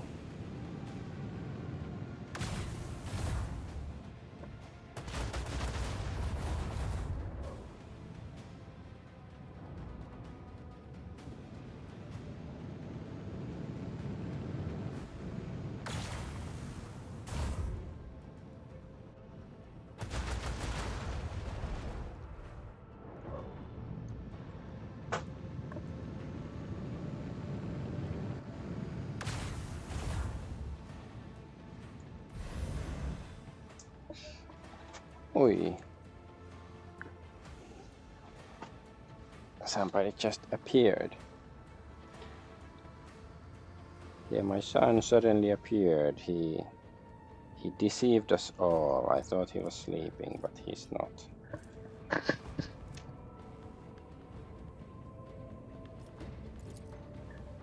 Okay, let's...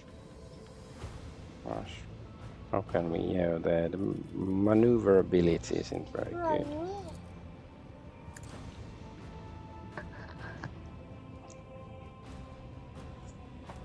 Okay, now the mummy took away the boy. Of course, yeah, these guys are also very...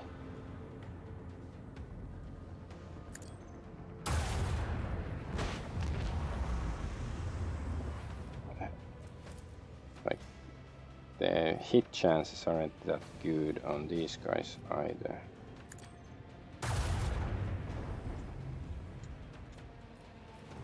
Oh, we can still ram. Alright, let's ram. Ramming speed, nice. We approach oblivion. Yeah. Enough of your black pilling, lady.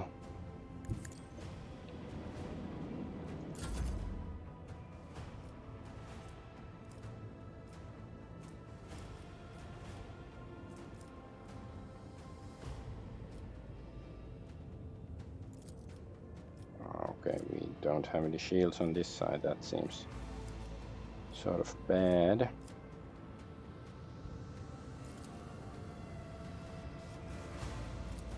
Can we like... Yeah, we can harm the cloak, I think, somehow. Okay, let's see if we survive. Ooh, let's go attack this guy. Nice. Oh, it didn't die though.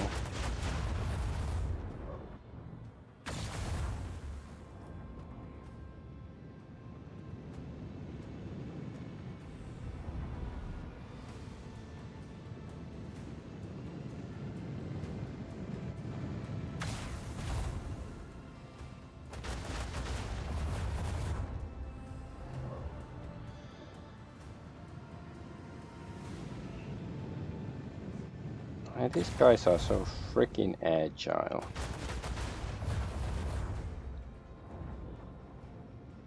Like, you know, they're weak. They're like friggin' flies.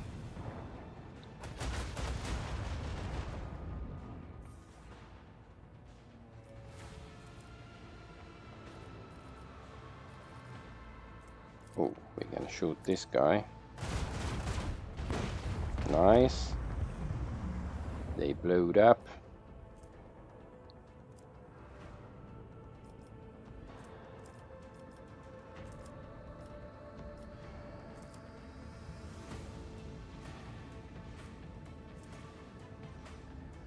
Should I turn around again?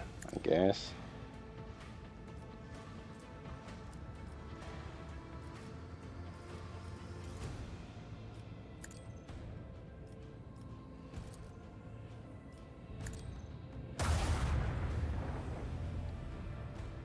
Not a great hit.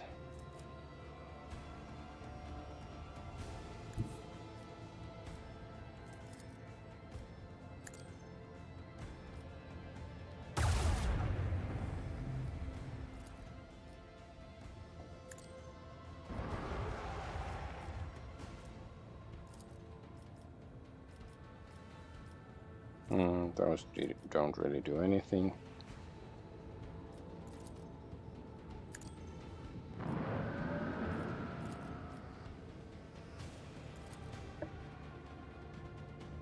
Oh, we can still use this.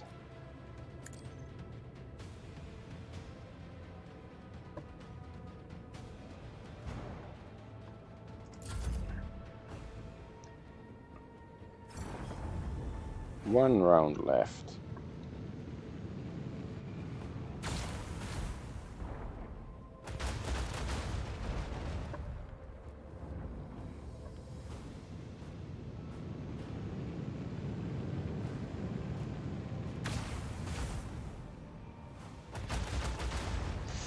Oh. Okay.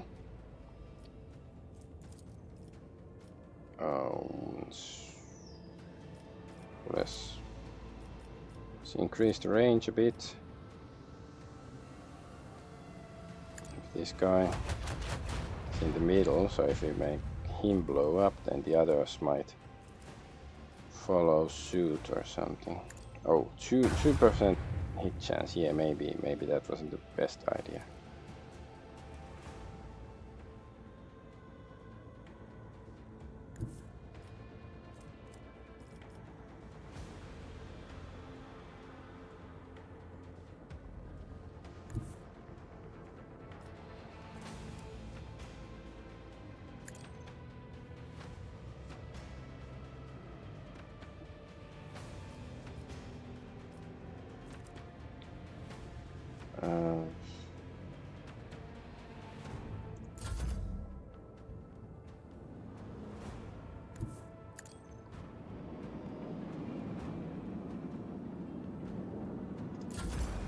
Oh, the bat is over.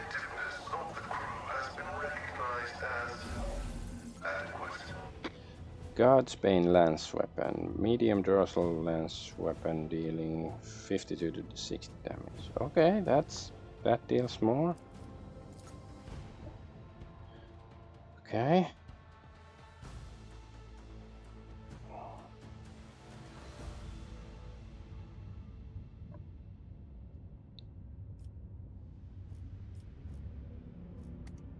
So why I guess they just got bored or something.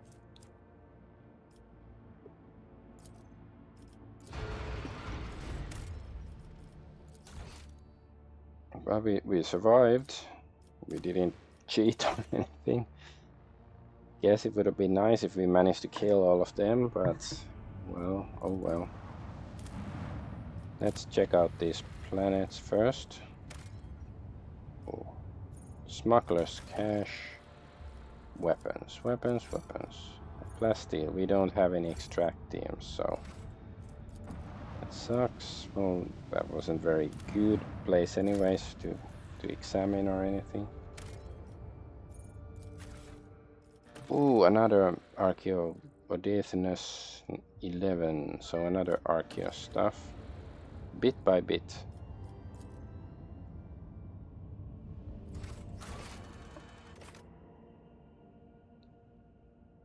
Machine cult members constructed a remarkable mechanism from the discovered Archaeotech components, an interstellar compass that points the way to the heart of the expanse.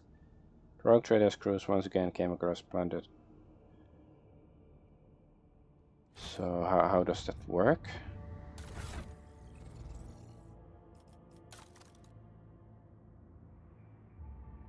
Like what's the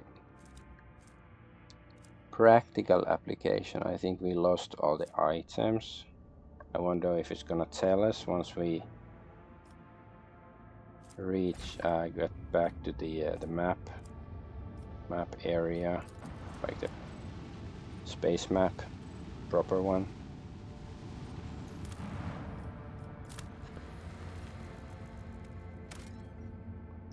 Jungle world.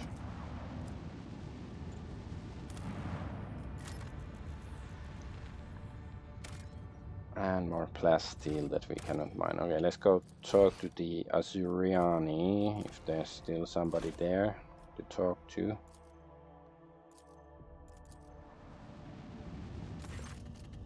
The Ogre crew picks up a heavily damaged Xenos void among the countless rock masses of the asteroid belt, an Eldari vessel beyond doubt. According to the Van Valencia's archives, about 100 standard years ago, the Imperial Navy set up a barrier in this system against pirates and the enemies of humanity. Countless primed mines are still scattered among the wreckage.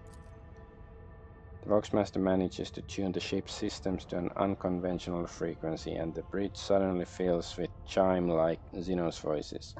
Drawn out and mournful, they sing in an unknown tongue, but every officer on the bridge can sense that this is a dirge. Answering the call, Earlier jumps to the cogitators, startling the officers on bridge with her sudden jolt. In the hopes of understanding the monkey technology and figuring out how to help her kin, the Eldari runs in circles around the blinking vid screens. But the mysteries of the machine god elude the Xenos. Then she turns to the Lord Captain Powerless. Earlier is asking the Elantage to help her kin, who have found themselves in a trap sprung by fate. The Eldari are worn out and weak. Their song is a cry of despair. The cry is fading.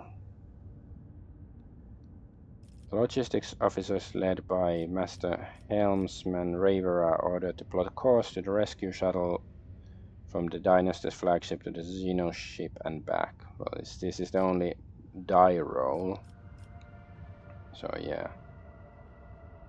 I guess we can inquire about the state of the vessel. The Eldari's hull and engines have presumably been damaged in a collision with a small celestial body. However, it is impossible to prove or disprove this hypothesis at such a distance. The Xenos vessels differ too much from those of the Imperium. I guess, well...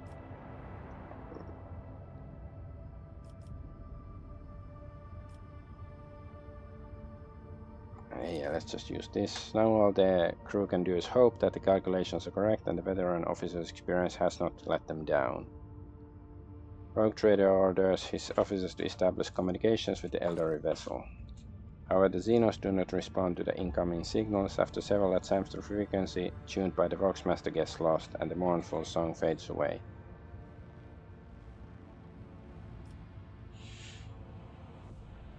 The Lord Captain orders servants of the machine cult to prepare a plan for clearing out minefield without harming the Xenoship.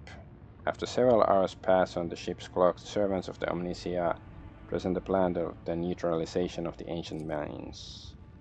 Ballistic test failed, but are the calculations correct? The tech priest warned that solving this kind of problem is impossible to account for every possibility. Too many unknowns, too little time. Okay.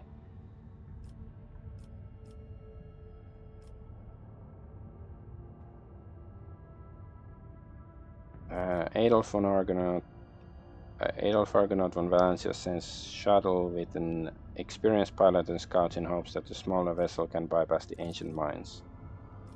The shuttle enters the asteroid field. The pilot proceeds with caution, confidently avoiding chunks of rock and nearly imperceptible mines. However, when the shuttle reaches the Xenoship, the rescue team's report catches the bridge crew off guard. The vessel's starboard side has been breached by the macro weapons of an unknown Imperial void ship. There are no survivors. Shielding her eyes, Earlier closes them and clutches the spirit stone at her breast. Coming to, the Eldari does not speak for a time. With notes of sadness in her voice,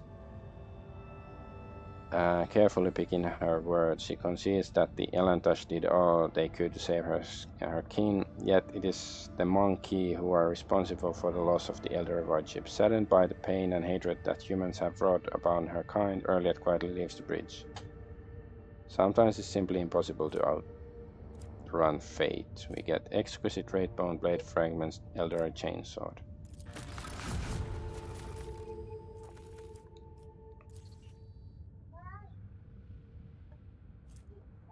Okay, Eldari chainsaw, nothing. Xeno artifacts. Sometime after Argonaut comes to the Lord Captain haggard but still holding on to hope. She says she came aboard the monkey vessel and set off into the darkness in the hopes of finding her kin, but found only corpses slaughtered by humanity's hatred. And though she and the Lord Captain were not always in agreement, the Elender still tried to lend a helping hand. In gratitude, as she promised, she shares the coordinates of her kin's cache.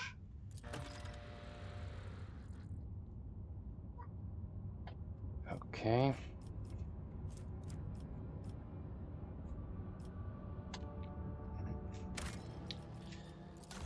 Guess I'm gonna end the stream here, but I'm just wondering if it's possible to save them somehow, like, you know, if the mine plan works, like, would we be on time or something? But I'm gonna end the stream here, and maybe I'll try to see if I can try to redo that stuff. But anyway, I'm Adventure Argonaut. I thank you for watching. Bye bye.